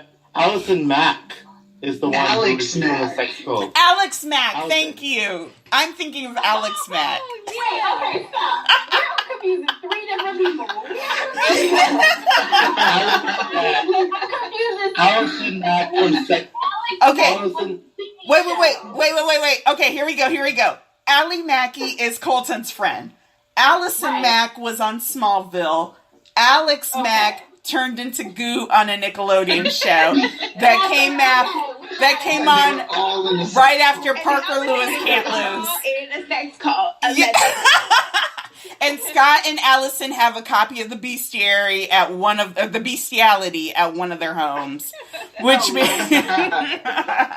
it's that special issue of Meet Men Comics, which is another. And Wrecked, which has Ali Mackey, Colton's friend, is still airing season 3 right now. There we go. I knew it had a season 3. Okay. So yeah, we just had to talk about that nonsense. I just they put in these things that just if someone came up to me and was like, "You look really pretty when you cry," I would just be like, kill me. Fuck you. Ew. I would be like, okay, let me just jump out the window and do a stop, drop, and roll situation. Yes! You sound like a whole ass creeper right now. Tell me what I look like. Even nobody asked you that. And even Matt with the camera was like, "Dude, bad look." He's like, "That needs to be Me Too." Yes. Now they're dropping another tidbit about Scott from the background that he used to play tennis. What? Wait, what? Y'all didn't hear Melissa was telling Matt that she wished that he had kept up with tennis instead of joined lacrosse. No. I thought that was big. Scott ain't got enough breath control.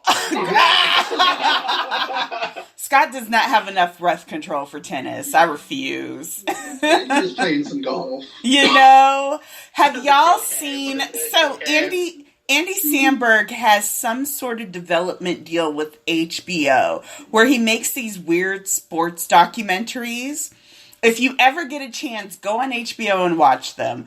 But he has one with Jon Snow, where Jon Snow... I love that one. Yes! It is so funny, but it's just like, I feel like that's Scott McCall playing tennis, where it's just like this completely clueless kid. But he has another one that's about biking, And there's one thing I do love about Andy Samberg. There's always a dick shot. And there are always like some sort of gay shenanigans. So I'm like, thank you, Andy. That's what I was here for. Right? You delivered. Dick shot and gay. Okay, and now about this Styles telling Lydia she looks pretty. I knew that was there, and I was ignoring it on purpose. But I acknowledged that it happened. But it's proof that Styles can get distracted by a girl, but still prioritizes real life problems that we'll see in a couple seconds. Exactly. His intent is you look pretty no matter what. Yes. He doesn't decide to hook up with Lydia in the car and completely abandon the plan. Well, exactly, because yeah, and they just I hate when people are like, "Oh, Scott never prioritize Allison over anyone," and then in the next breath, when you're like, "Oh, here's example A, B, C, D, and E." Oh, well, he's young, and that's his first love. I'm just like, okay, y'all, I need you to choose a side. All right, we are at 22:36, and we are going to press play in 3, 2, 1, and play. Have a stick. Where's Stalinsky? Where's Stalinsky? Stalinsky! You see, there's Styles sacrificing again. You play lacrosse. This is racist as fuck. Did they get buoyed? I mean, sure. And you know he's probably the only black man in that crowd. Yes. That factor is gone. Look at all these white boys in the stands. And you pointing to boy. Wait, if you trust me on anything, I will forever be you bitter can about trust me how on they this. did There is boy. nothing that Child. you say that'll make you sound crazy. Literally nothing.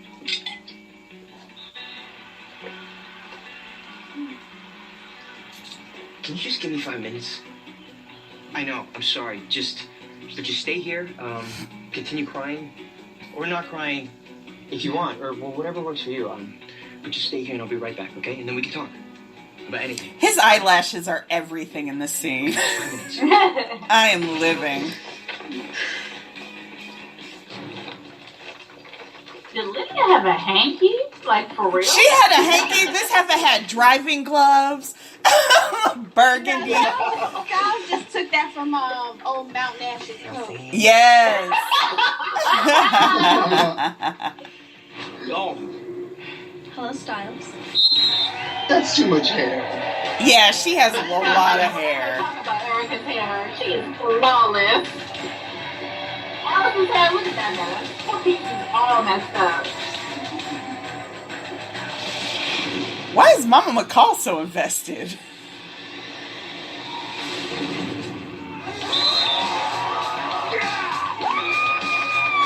That's not how you play lacrosse. The bigger they are. Oh, Coach. That's almost a winner. Oh, he did some improv shots. Where did they find the uniform instead of really big ass? I just remembered this. Didn't they come in there at some point? When he first started this, wasn't he in some padding? In a fat suit. Yeah, Yeah. they tried to say he was fat, but it just didn't read. Yeah. Styles. Rick. What'd you see at the mechanics garage? Several alarming EPA violations that I'm seriously considering reporting. Wait, how did Derek find out about the mechanics garage? Holy God. Oh, he knew from before. Let's try that You again. know, word gets around. Them Home Depot, Train Depot vagrants. Wait, no, Derek was on the basketball team. Boyd's legs. You need to get off the field. Your eyes. Someone's gonna see you.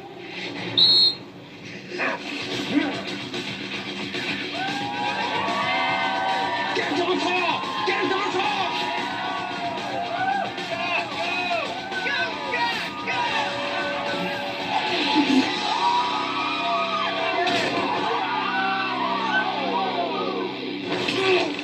Yikes. Some cracked.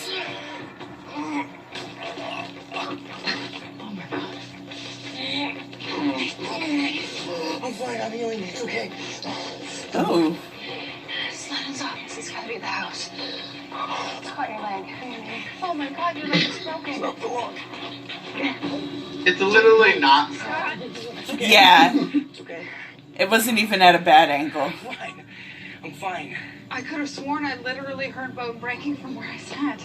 I felt But she has a really shitty nurse, so. Right. We should go. Hold on. I want to ask. Tell him, Tiger.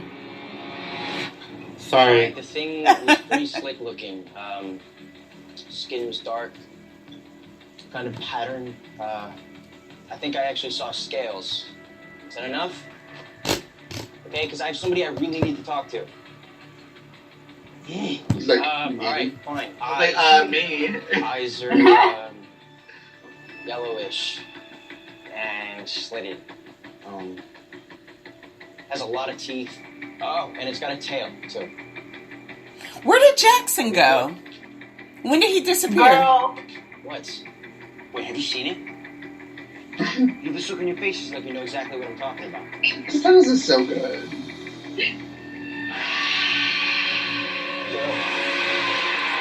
Go to your man. That's all it took. Just titties out. Right? There's your neck. He said, "Bay your neck." Yeah, save your boyfriend. Yes. You're so good. Call Scott. Yeah.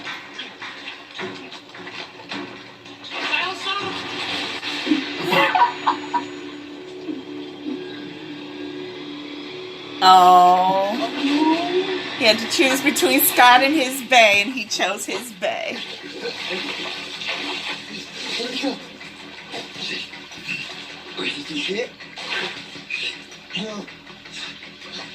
Did he knock her out? They pushed her against the wall.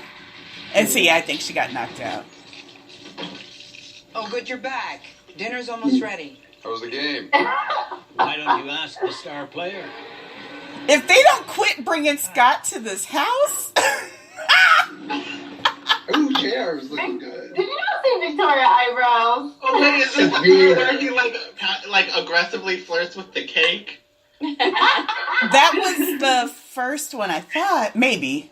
Or was that the first season?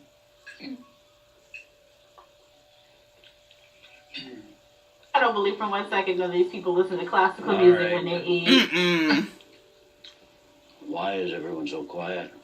I feel incredibly old because if I had played that game, I would need to go home and go to bed. Exactly. I need a long, hot bath. Like, this is some bullshit. I don't have time to socialize with you. It's like... I was a teenager, but even back then we dated and broke up all the time. It's like 9:30 at night.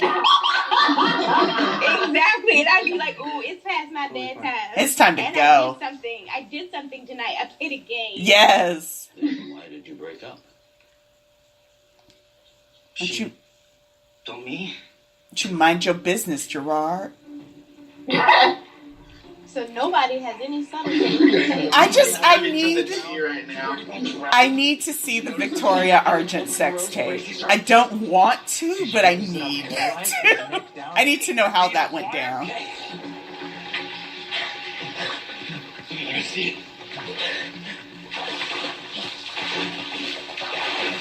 Really, stop. You gotta better tell me those two weren't dating in real life. But who was he after? Because he wasn't after Derek, was he? Scott, but I think maybe Allison felt the two of you were just... Yeah, why is he attacking Derek? Yeah. As if the fathers... We'll talk about Derek also on the swim team. What? Passionate as Romeo and Juliet. I'd like Romeo to and see Juliet those throwback committed ritual pictures. suicide. Please. Could have used a little less passion. Can we please talk about something else? Brilliant idea. I just want to get her some depth gel. Hold down them edges for Victoria.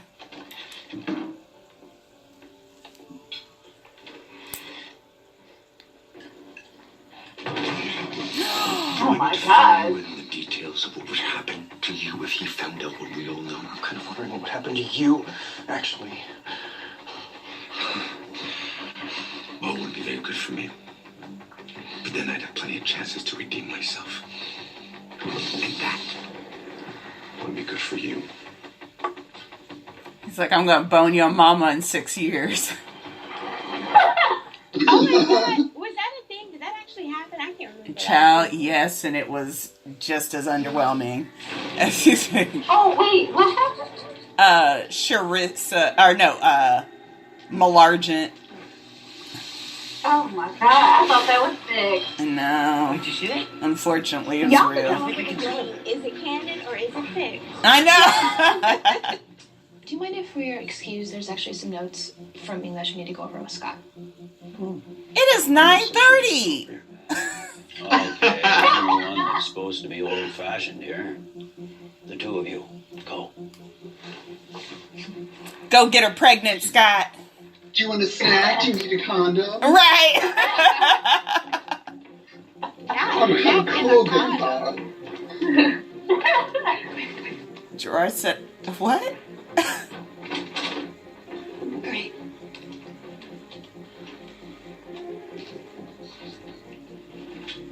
Where did all this furniture go? What is Allison wearing? That was the 90s outfit. Aaliyah's future clothes. Oh my god. Rude. Yes, Miss Ixie. Why doesn't he just rip the door off? I mean, because it's too much like. I mean, if you ain't gotta break it, then don't break it.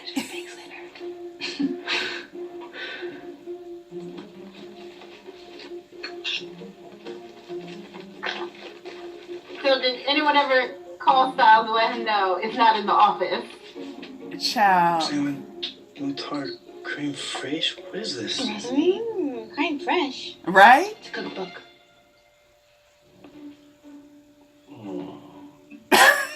I did not know Gerard was a foodie. I feel like he makes a lot of really gross food noises. Yeah. Yeah, he could keep some of that to himself. Like, okay. So if he's just keeping them at bay, then what is Matt doing? I'm confused. I never think I could do this much. No, don't even think about it. Did you just trust me this once? No. I'm Aw. keeping you alive, okay? Have you noticed that? Yeah. And when the paralysis wears off, who's gonna be able to fight that thing, you or me? So that's why I've been holding you up the past 2 hours? Yeah. You don't trust me. I don't trust you. You need me to survive, which is why you're not letting me go. Aw. Never let go, Jack. Oh. He called his bluff.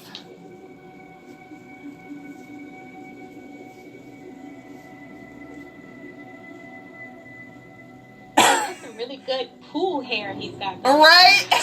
Like in the angle. The poolography. But I'm like, you couldn't let me get a full breath in, Styles.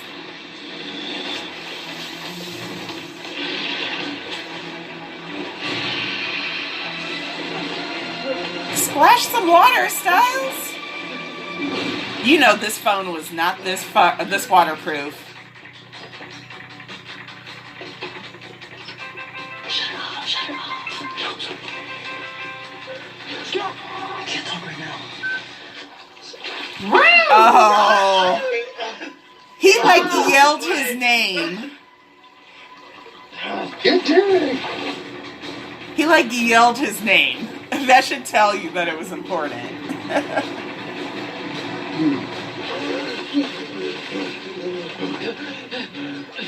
Tell me you got it. Hecklin's cut is on point, though. Those bangs are flawless. What haven't we thought? Maybe it's not a book. Something else that keeps close to him. You turned off the phone for this conversation? Right? I know where it is.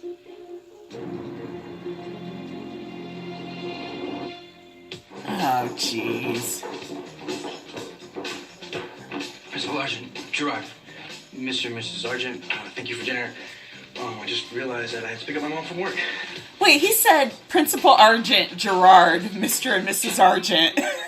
Who was he talking to? Is this the episode where Gerard stabbed him at the end of the episode? He gets stabbed at some point. Yeah. I think, what is it, at the end of this episode? Maybe it's not. It's probably the end episode. I know the Scott fans were all like, Scott has the worst, like, stabbed in a parking lot. I don't remember that. Him and his trauma. What do you want to Scott? Hold on here. Why did it take Derek 2 hours? He's a werewolf.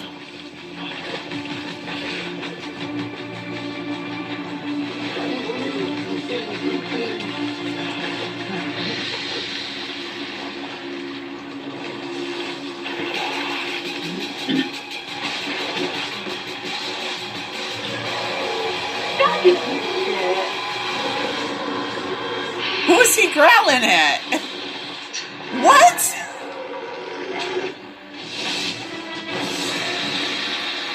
Scott was never paralyzed, was he?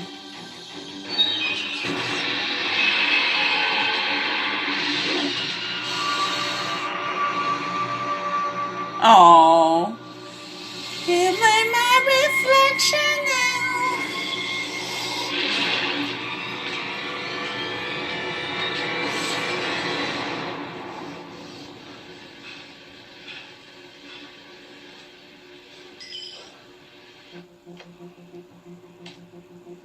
Oh, it's almost over, you guys. I know. Even the language. We're supposed to figure out what this thing is.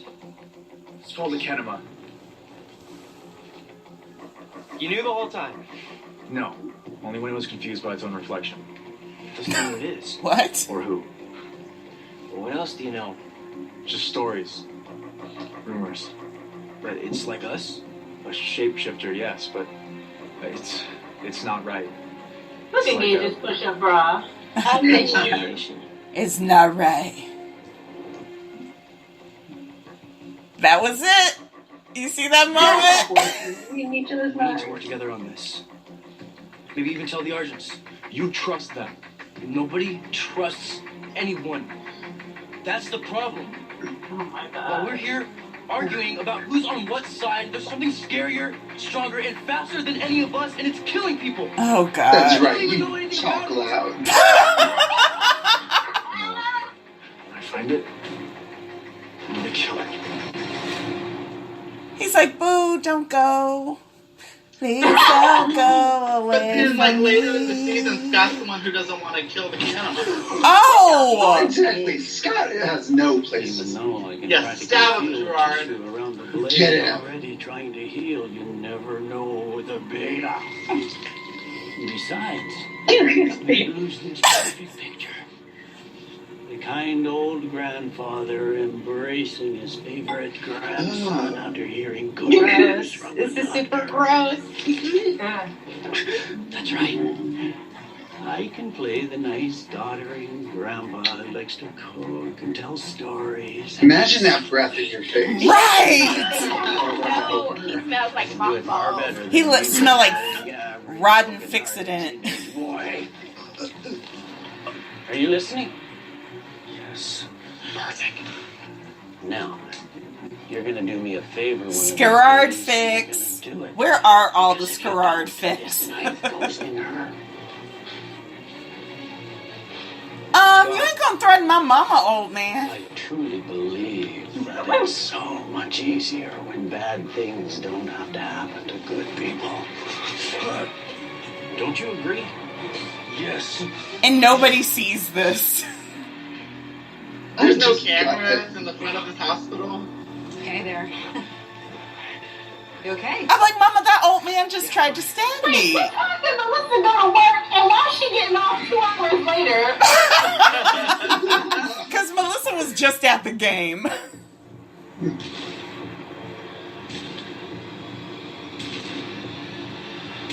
Okay, Tim Andrew. That is so ugly. Like, we see you. Thank the Lord. What a mess. Oh, wait a minute. Wait. Did I already see? So one of my new favorite things is watching the,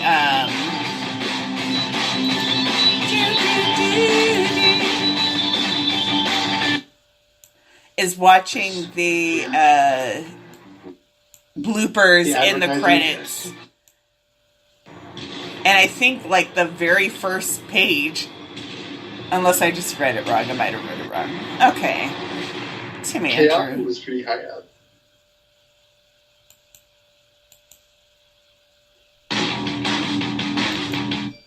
Michael Jafford Bach. They couldn't even spell his name right. Why is his name Junior? Is this intentional?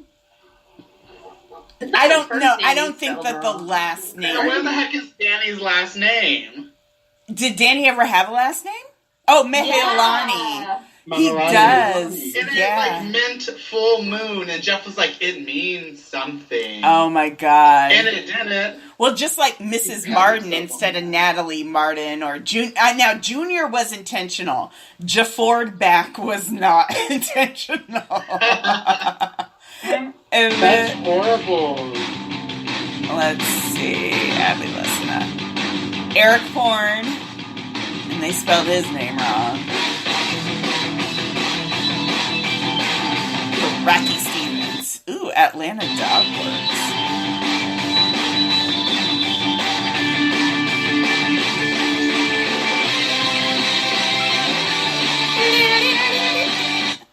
All right. We got Adidas, Apples. Ooh, Volcom. What's Volcom? We did that last episode. It's that skater brand. Okay. And then, of course, Reese's, Macy's, AT&T, Canon. I knew Canon was, because when they had that shot of him, Matt holding that camera, I was like, oh, a sponsor. Right, exactly. I also like that Intune is basically the Toyota version of OnStar, or like whatever. So they started early with Toyota. What a mess. This stupid show. Yeah, like Ford Sync. We did... Oh, man. I have questions. We did it, y'all. I know! That felt like a whole season. Right? Yes. I'm about to say, this is the 4th episode of this season. Oh my god. Why is Gerard carrying around a cookbook? That's a very good question. Yeah. He's probably killing supernatural creatures and using their meat. Ew, he probably That would have been more interesting. That would have been more interesting. Like, make him a real villain. There's no reason that we ever need to be on Gerard's side in this show. Like they should have made Gerard be trafficking supernaturals. That would have been awesome. Like across the globe. But then that would have made Derek and them too sympathetic. And so it's like, okay. Kahneman not liking his reflection. Scott would have probably still sympathized with him. This is true. Now, I think what I'm very interested in right now is why did the Kahneman go after Derek? We never get closure on that, do we? I don't think so. And the Kahneman was already under Matt's control. No, I'm assuming it's because it pushed Erica out of the way. He's a threat. But the problem or was it trying is, to get the Styles? I'm almost wondering Styles, because you know what would have been very interesting if they would have given us one shot of Matt watching Styles and Allison. But then at that point, it would have gone after Scott too. It just doesn't make sense because it goes after people that Matt knocks tells out him Erica, to. so it doesn't want her. Yeah. And when Styles drops Derek in the pool and goes for the phone, the Kahneman goes for Styles. Yeah. Like it knows. Did it want both of them or just one of them? The Kahneman was like, y'all are going to work out. He just wants some dick. I'm I was like, the Kanema said, y'all are going to get in this water and you are going to work out your differences until you learn to trust and love each other. Now get back in that pool. Exactly. Oh, man. Okay, wait a minute. So Jackson is the Kanema, right? Yes. Yeah. Okay, and Matt is controlling the Kanema. Nobody noticed Jackson wasn't suddenly on the lacrosse field no more. No. Yeah. And the game ended. Like the game ended and nobody... And it was just gone. The game ended and nobody noticed that Jackson was gone. Like the co-captain was just straight up. But the game wasn't over yet because they were looking for Styles. That's what I'm saying. And Styles was talking to fill in for that guy who got his leg hurt. What? And then they put Boyd in there. No, Styles was talking to Lydia. Styles was talking to Lydia. And the game was still happening. For less than 5 minutes. Yeah, the game was still happening. And then he went to the pool and was talking to Derek and them. At some point after they got in the pool, the game ended. And then Scott went over to Allison's for dinner. This is what upsets me. Don't Scott, make it easier for them, Sticky. That messed up the timeline again. This is why it matters. This is why it matters. Scott McCall, savior. We have to save everyone. McCall ended a lacrosse game where Jackson went missing. Styles is trying to break into an office and they don't hear from him for hours at this point. And then when Styles calls, he's like, I can't talk to you right now. Bye. And then hangs up on him. I'm like, he's doing work for you. What are you talking about? You can't talk to him right now. And at this point, hours have passed. I'll give it to like, where the aunties are like, well, Scott couldn't have possibly known about the Kanema. Fine. But no, Scott should have known about the Kanema. But he was supposed to be in the office looking for that journal. So what if he was in danger from other hunters checking up on him? But once again, it's this whole... answers the phone, yelling your name like that. Yes, you're gonna exactly. Be like, oh, what's up? Something's wrong. And there was no excuse because nobody was listening in on them. There wasn't like... Well, again, we have this issue of let's sit down and have a leisurely dinner. When I'm like, Scott, you could use any excuse to not sit down and have this dinner plus dessert. He could have just said, no. No, thank you. We broke up. I have other things to do. I gotta go pick up my mama. Did Melissa, take off of work to go to a game, then go back to work for, 30 minutes? An hour. And then leave again? That's and how did she get to work from the game if Scott had the car? Oh, because Scott was with Gerard. I swear, what a mess. Without seeing his son. I don't get it. I don't. Oh my god. This show. But we did get too damn much. Exactly. All this shit's live. Did it look like to anyone else that Derek kind of crouched in front of Styles instead of crouching in front of Erica first? Oh, he threw Erica off, didn't he? He threw him to the wall, and he was like, "No, just protect Styles." Yeah, that was the big Derek moment because, first of all, it mirrors the scene in season 1 where Scott crouches down and growls at something to protect Allison.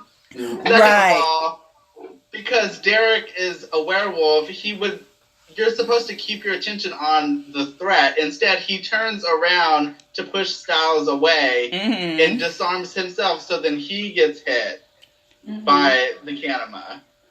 And Styles still doesn't leave him. I know. Yeah. And then Derek, basically kind of pushes him, and he's just like, you're here because of me, right? Right? And then Styles is like, no. But then he's like, yes.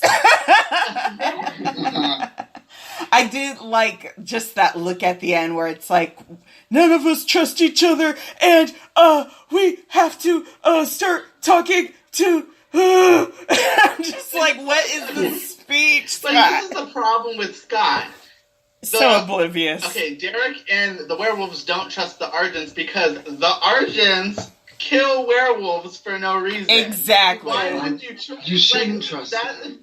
why would you not, like, you don't have to trust the Argents. They're evil people. Well, again, but Scott wants to sit down and talk things out, and it's like, well, he want to be Kanye in this Trump world. And I'm not here. Thank you. Exactly. That's 100% what it is.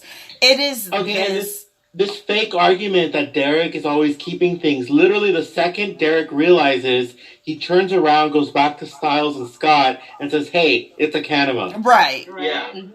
Exactly. And Scott's first reaction is to go work with the Hunters. Of course, Derek's going to be like, "Fuck that." And it's like, Derek doesn't even have to tell Scott anything. Exactly. He's the alpha. It's his job to take care of all this problem. He doesn't have to tell Scott anything. Exactly. Scott has been saying over and over again, "You're not my alpha. I'm not part of your pack." But then he gets mad because Derek doesn't let him in on pack business. Well, again, like, it's the idea. And then like an episode and a half later, he starts concocting a plan behind Derek's back after he was lecturing Derek about trusting other people.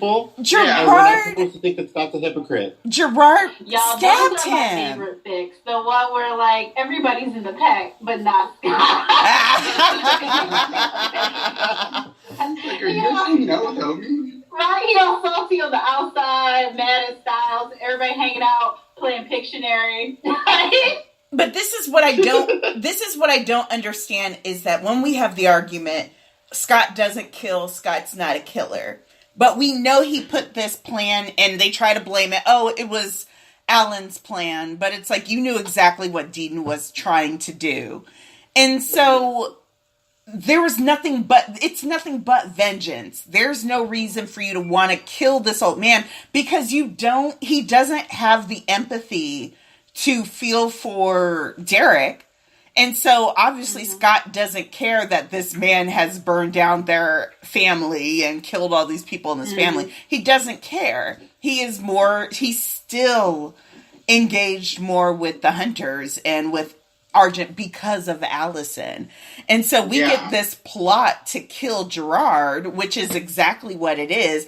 But then Scott decides to use some other body to do it to absolve him of guilt. And he does it time and time again, where we always see him kind of deflecting. It was so funny. I saw like a new watcher who's actually a big fan of Scott, but she was like, in that recent made-up post where everybody was going crazy. But she was like, yeah, Tracy and Josh, Scott ended up killing them. And, of course, the aunties were like, no, he didn't kill them. It was DeKaylee. And she was like, no, of course she killed them. She's like, I love Scott, but he definitely killed them. And I was like, it's so blatant. And it's so obvious. But they try so hard to show you one thing and then tell you something completely different. It's like, and honestly, I would have been on board with that, like using Deucalion as a sleeper agent to get him to kill his own pack thing. Yeah. If Scott wasn't pretending to be like, all life is altruistic, exactly. Argent lives matter. Oh my god. Hunter lives matter. Good lord. What a mess. What a mess.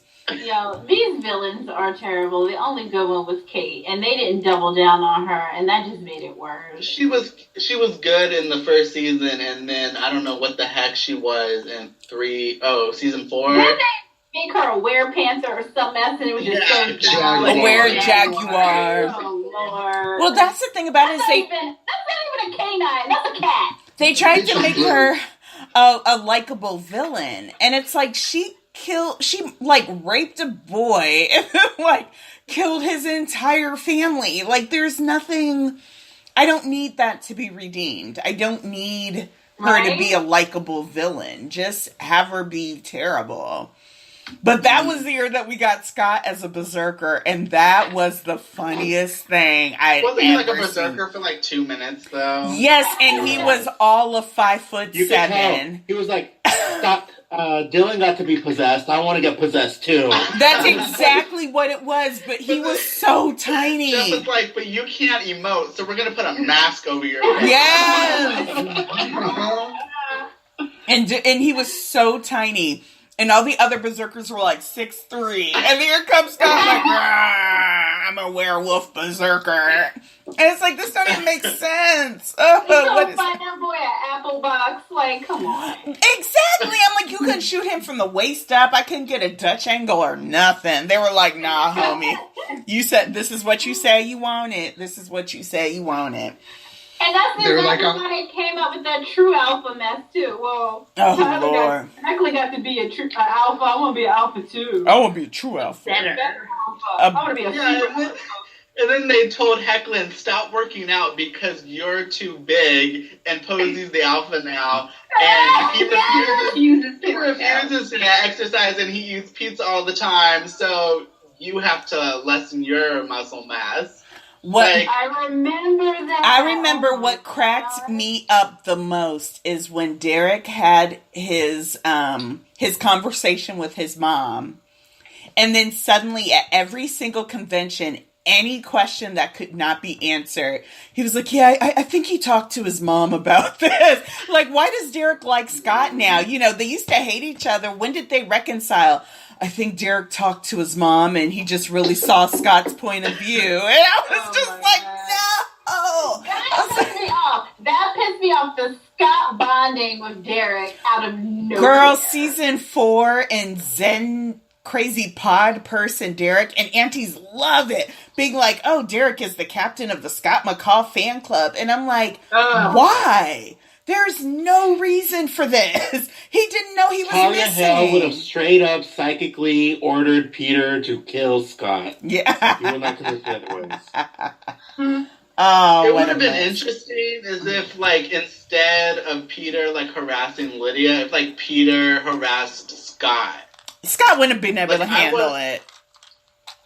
I would have loved that. He wouldn't have been able to pull it off, but it would have been a good idea. Oh, man. Jocelyn, you got anything to add? Oh, did we lose her?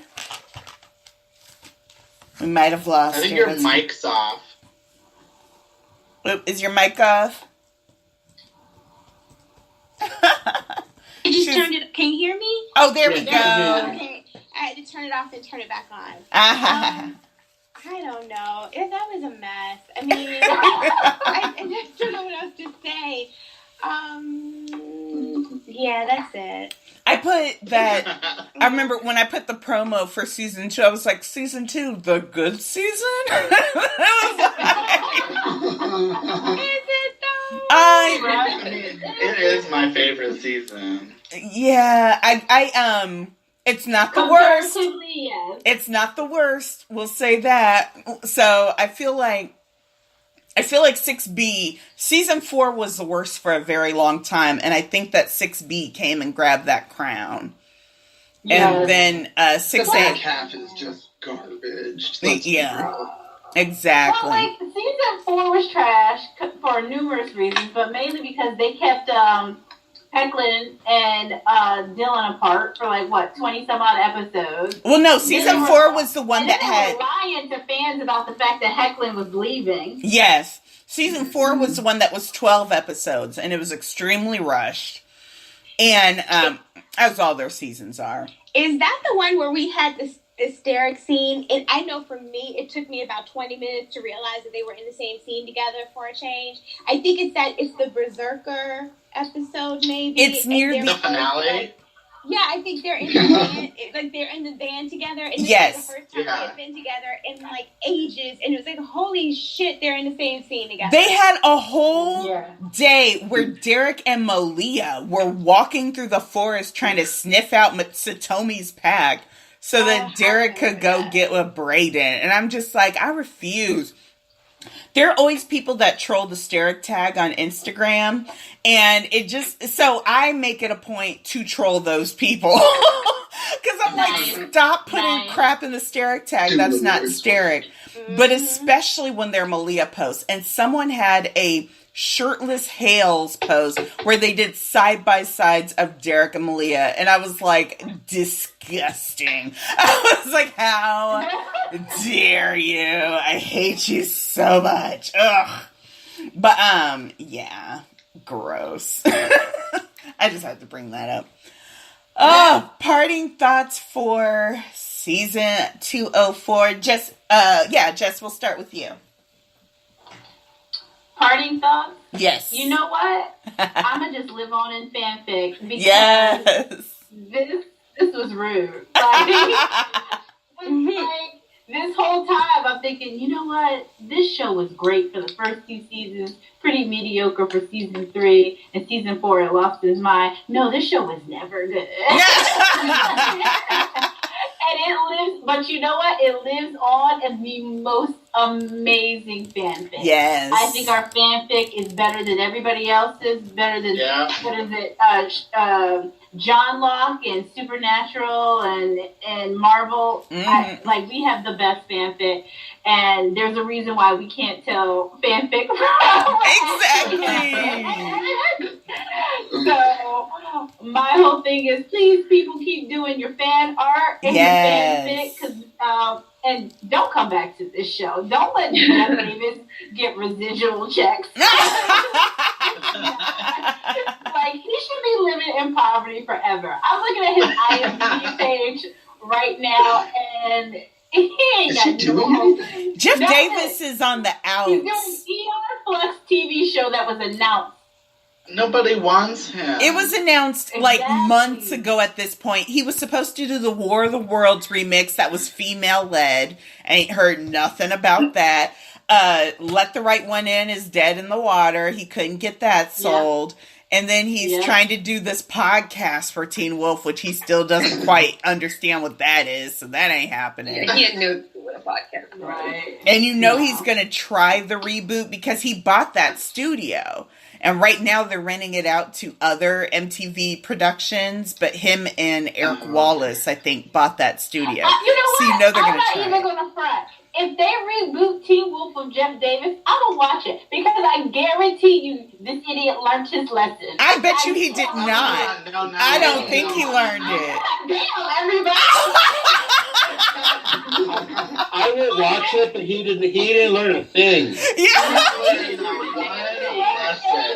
I don't think he learned anything technical, but I think he learned not to engage with fans and fight fans and possibly listen to them a little bit. No. I don't think No, because even in the series finale, he still didn't learn anything. He still didn't get it. He was never going to learn anything while Teen Wolf was airing. He needed to be out of work and not be able to get work for a long time for him to be like, you know what? I was kind of shady. Well, you know what was funny, though, is because we know season 5, he was straight up fired. And that's why season 5 was actually pretty good. The issue... But then came season 6, and whoever that new president at MTV, it had to be an ex. It had to be an ex, or they shared the same bottom boy or something. They are Eskimo brothers. I don't know what it is. They were Cody St. New Eskimo Oh brothers. my God. That is... Ooh, can I get a prophylactic? But I just feel like that did him in. I feel like that. Yes, because Lindsay took over LJS. And so I feel like that gave him just enough confidence to believe that he could do it again. And I think right now he's getting that wake up call. Right now he's getting that humble pie. So that's what I'm saying. Yeah. We'll see. Go ahead, Dan. Or what, Dan? Oh no, I was just imagineering. Imagineering. He's laying low because he's laying low because he knows he's going to get me too. Oh, you know, child. They are waiting. Someone is going to spill. Let me tell y'all how I would be glued to CNN the day he and Bryan Singer get taken out of handcuffs. Let's drop a dime with Ronan. You know, somebody hit up Ronan and be like, "Look, boo." You know what's crazy is that I'm still trying to get him on the podcast, so this is probably going to work against me. But Homeboy, and y'all know who I'm talking about, keeps you know, going, like, he's doing few more conventions now, and he's getting top dollar, but he stays sick to like a hypochondriac level of sickness. And I'm like, what are you hiding? You are hiding something toxic. Some secret is within you, and I need to know what it is. I need you to release the truth of what happened when you were on Teen Wolf, because I know he has a story. I know he has.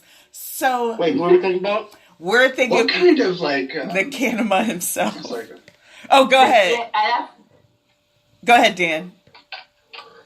Oh, I can't even think of the name of it now. Never mind. Yeah, it's like some Munchausen's. Not by like, what's the name of that HBO show we just watched? Yes, Sharper Objects. And because I feel like Jeff Davis has been so toxic, because the people that come out of those shows, like JR, God bless him, he looks a decade older. And I'm like, why?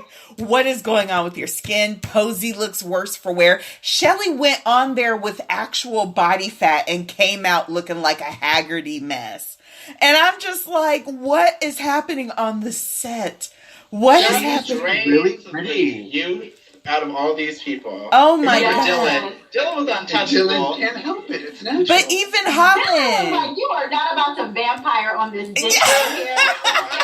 He said, this ain't the Vampire Diaries. God dang. You're not about to suck the youth out of me. The only one who came out good was Damon Jackson, and I feel like Damon's got an NDA somewhere with like his bloody fingerprint on it. Like this dude, like that dude's got a sigil. Who was those boys hanging out at Jeff's house? Froyo? Yes. Wasn't that one of them things? That was BJ Watts. That was BJ Watts. Trouble. Those little boys straight up got a story. They got a story. Be like, look, you can tell me, boo. I'm not gonna tell nobody. Because they all travel together. All of them boys travel together, and they all know each other. And I feel that is their support group. Yes. I feel like they get in a circle and they jerk off, and then they flog themselves, and they're like, we're gonna make it. We're gonna make it. We're gonna make it. So specific.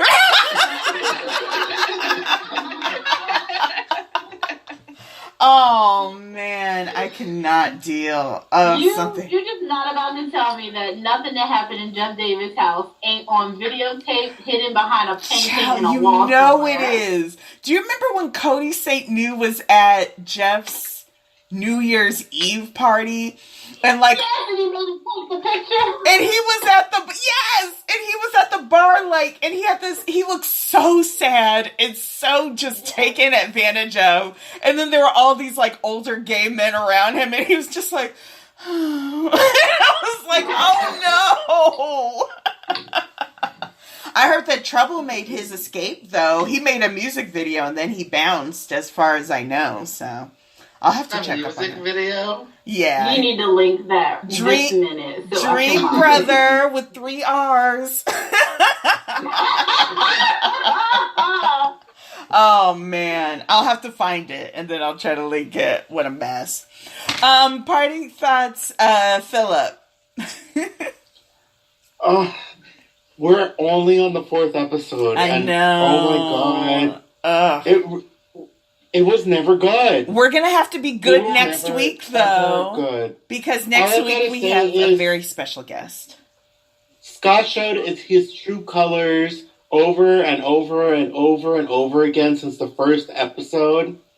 And, you know, I tried for so many years to justify, like, oh, he's just not my favorite character, but he's an okay character. But now I'm like, F that. He was horrible. And I'm totally justified in not wanting to see his face or his presence in anything. And the thing is that that's all I gotta say. He has so many traits that could endear you to him, but it's like they leaned into them. It's just such a turn off. Like, he's got a little bit of a lazy eye, you know, and he got the little crooked jaw, and you're just like, oh, cute little Scott. And then he opens his mouth and removes all and you're that. like, I was rooting for you. I was rooting for you. I was never here for Scott. Oh, I never was here for that. Him and Jackson, I was like, y'all can go somewhere. Oh no, Jackson was my man. Even though he was terrible, but I loved me some Jackson. I was here for Skaxon, but I did like them killing each other. Final thoughts, Cole? So much wasted potential. Yeah. I will say though that I'm surprised because I haven't seen these episodes in years. Yeah. That writing was so bad. Oof. Camera work was so bad.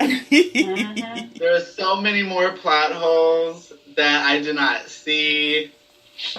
Also, somehow I intensified the steric. Because seeing this episode, I could have sworn there was so much more. So did I. Yeah. And I'm like, did somebody cut out steric? Right? I remember so much more too.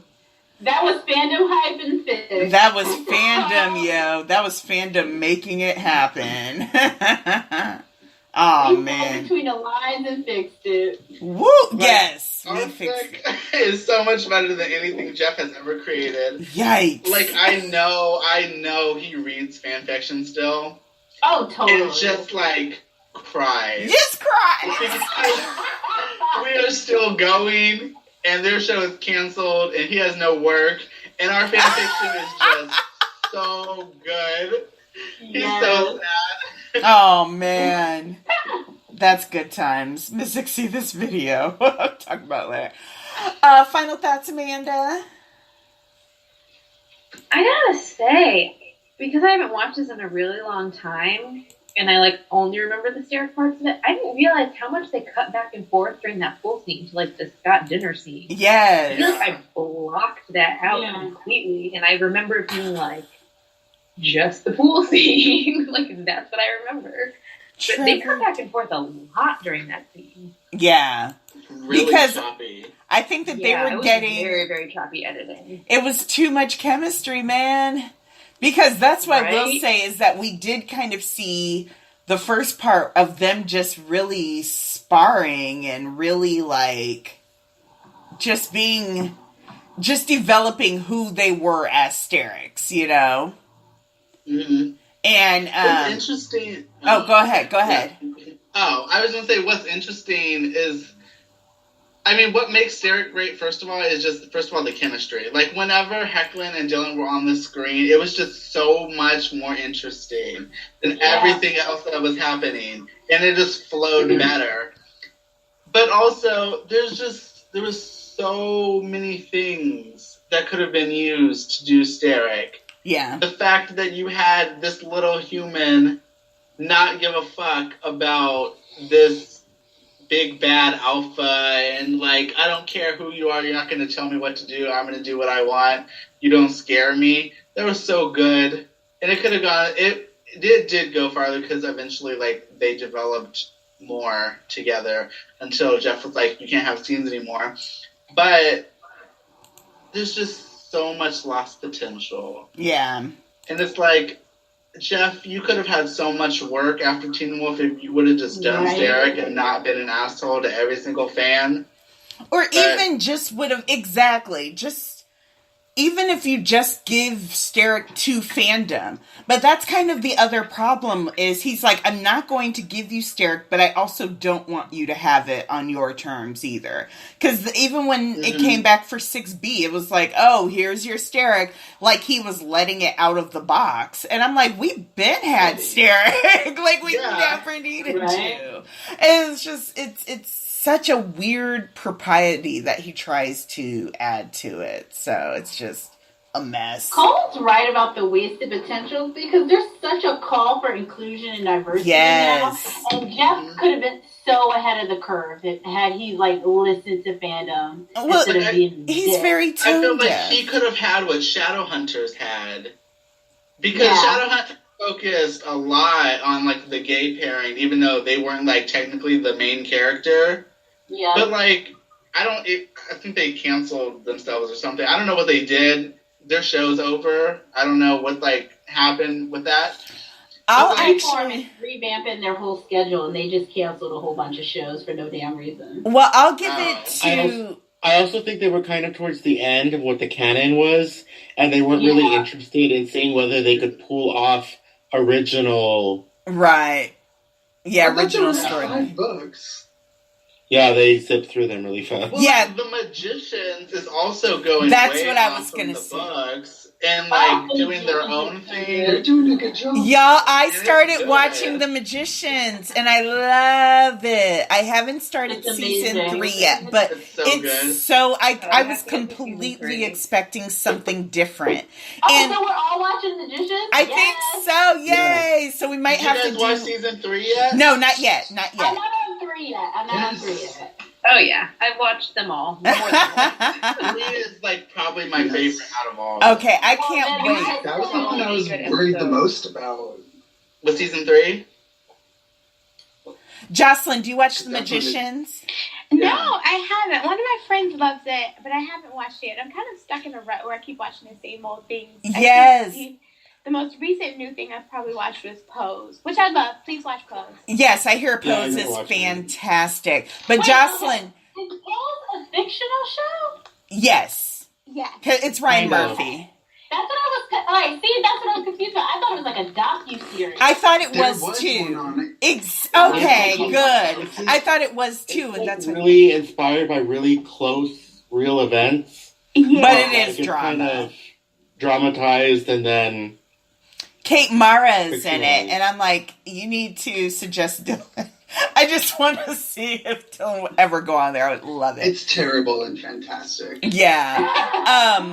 No, It's Jocelyn, Ryan Murphy. it's on Netflix. Oh, see, and that's Season another 1 reason and why. I was 2. like, you know what? I'm gonna wait. Yeah. I was hesitant too because of Ryan Murphy, who I don't have a lot of, I'm hit or miss with his shows. I think he's good at one season of a show. Yes. He hasn't really proven to me to be able to do more than one season. So, I mean, to be fair, I'm a little worried about the second season of Pose. All that being said, though, I still think it's a great show. I think there's enough community on the line that he's going to keep it in Not really check. involved. Yeah, What I will say exactly. is I think the better episodes are the episodes written by Janet Mock or Yes. Jay. I think their episodes tend to be. Oh, yeah. You can feel the difference between the episodes where they take the lead versus the ones where he may have been one of the lead writers. But I love it. Please watch it. When Ryan Murphy, you can always tell when he's just a producer in name, and that's when the show's good. Yeah, basically. Basically. Oh, man. I remember season 6 of Glee, and they were in New York, and I was like, why?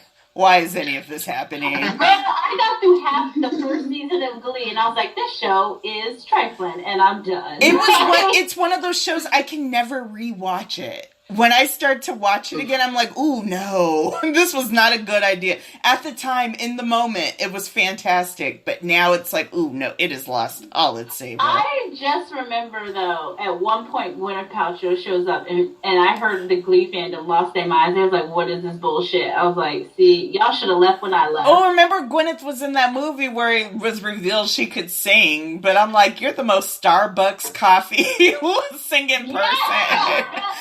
No, girl, that's Scarlett Johansson. No, Scar Joe was like, We can't go there tonight. I don't have no time. what is that?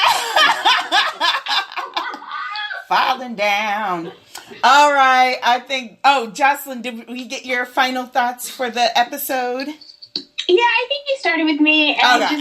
I couldn't find the words, and I still don't have them. I think, as someone else said earlier, I remember watching all of this in real time and thinking, not thinking the show is perfect, but thinking it's entertaining. It's entertaining enough for me to keep with it. This shit is rough on the rewatch, though. Yeah. Obviously watching it with you guys makes it fun, and I could do this all day. It's what makes the difference. Yeah. But if it were just me on my own, I would have zero motivation. I wouldn't make it through half the episode because it's just so ridiculous, just so many plot holes. And I think, as Cole mentioned, it's also frustrating because you can see where there is so much opportunity for the show to be more than what it was. Exactly. But they, never really leaned into it, and just a lot of wasted intentionally potential. leaned away. Yeah, that's what I was about to say. It's one thing when a show like screws up and you're like, y'all just messed up. You know what I mean? It's all in the game. That happens.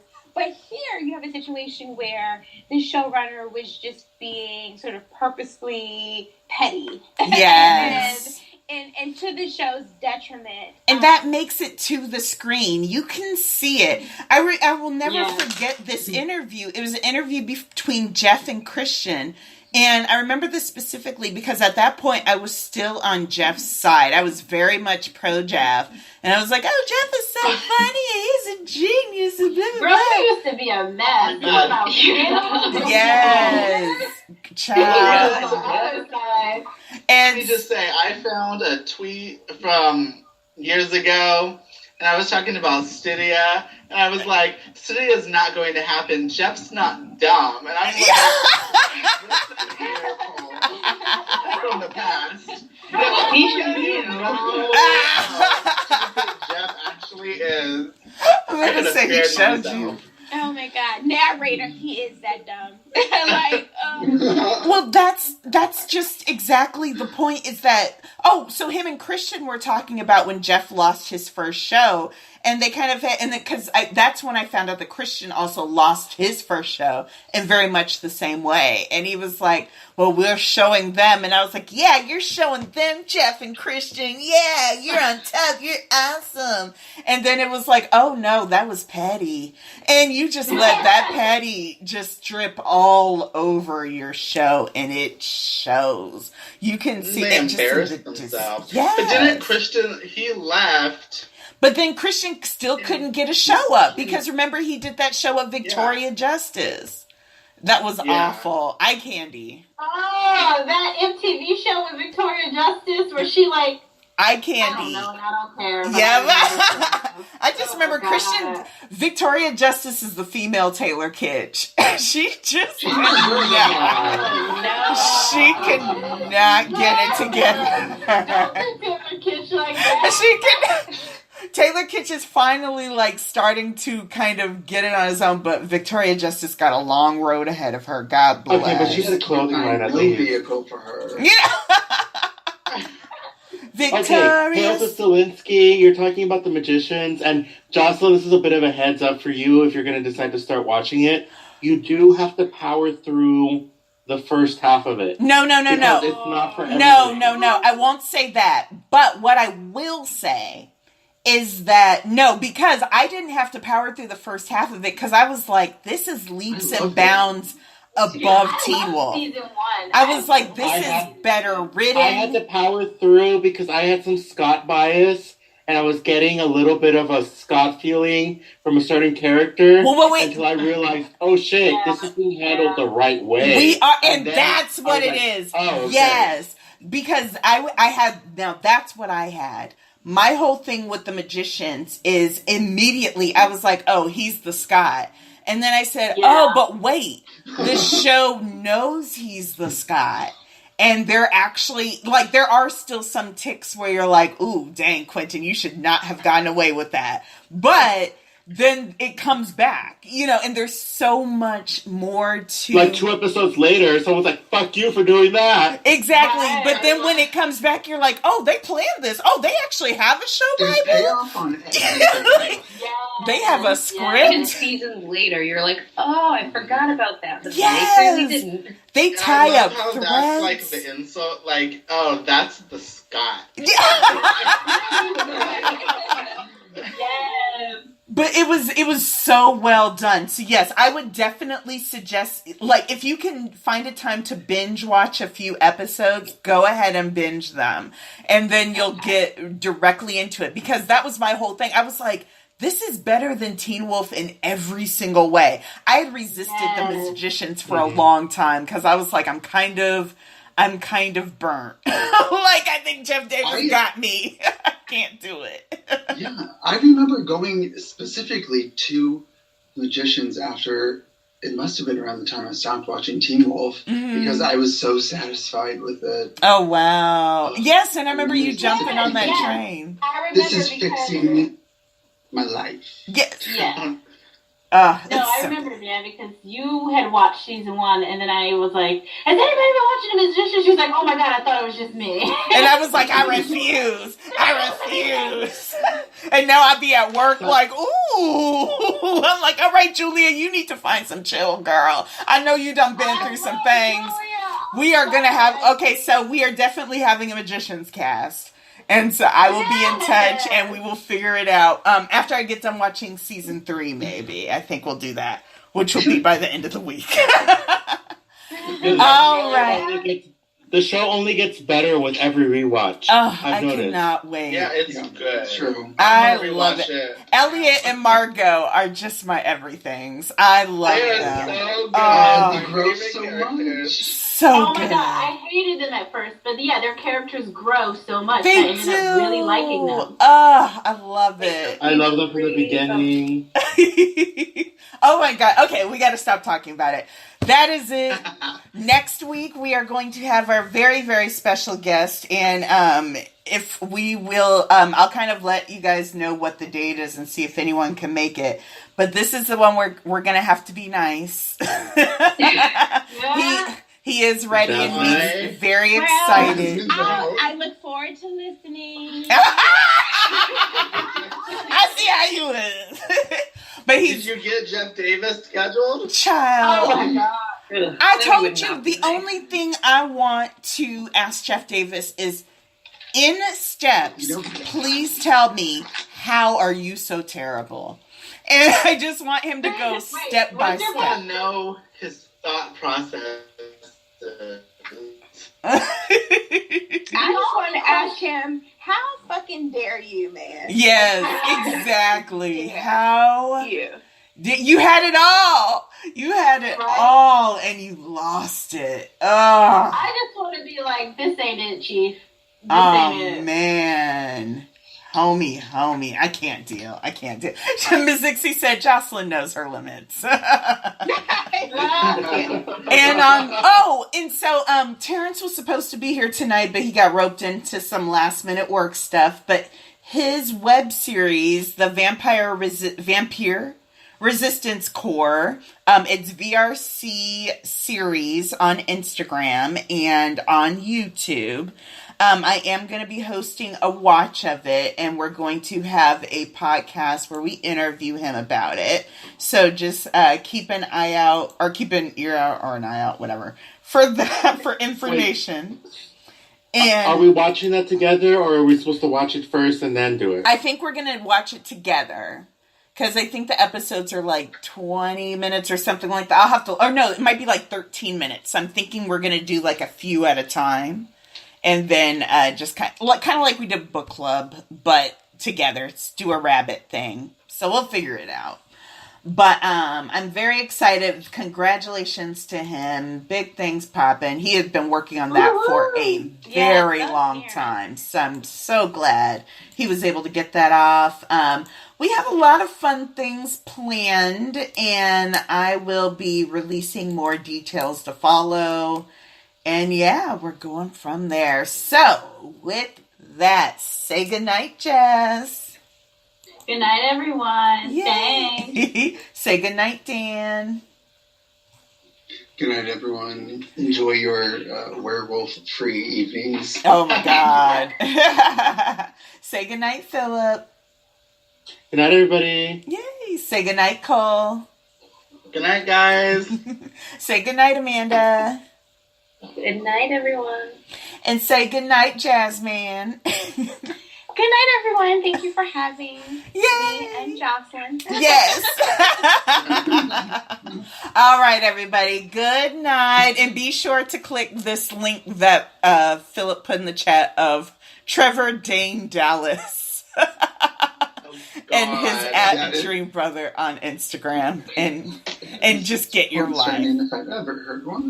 Oh my God, such a grinder name. All right, you guys, we'll talk to you later. Bye. Bye.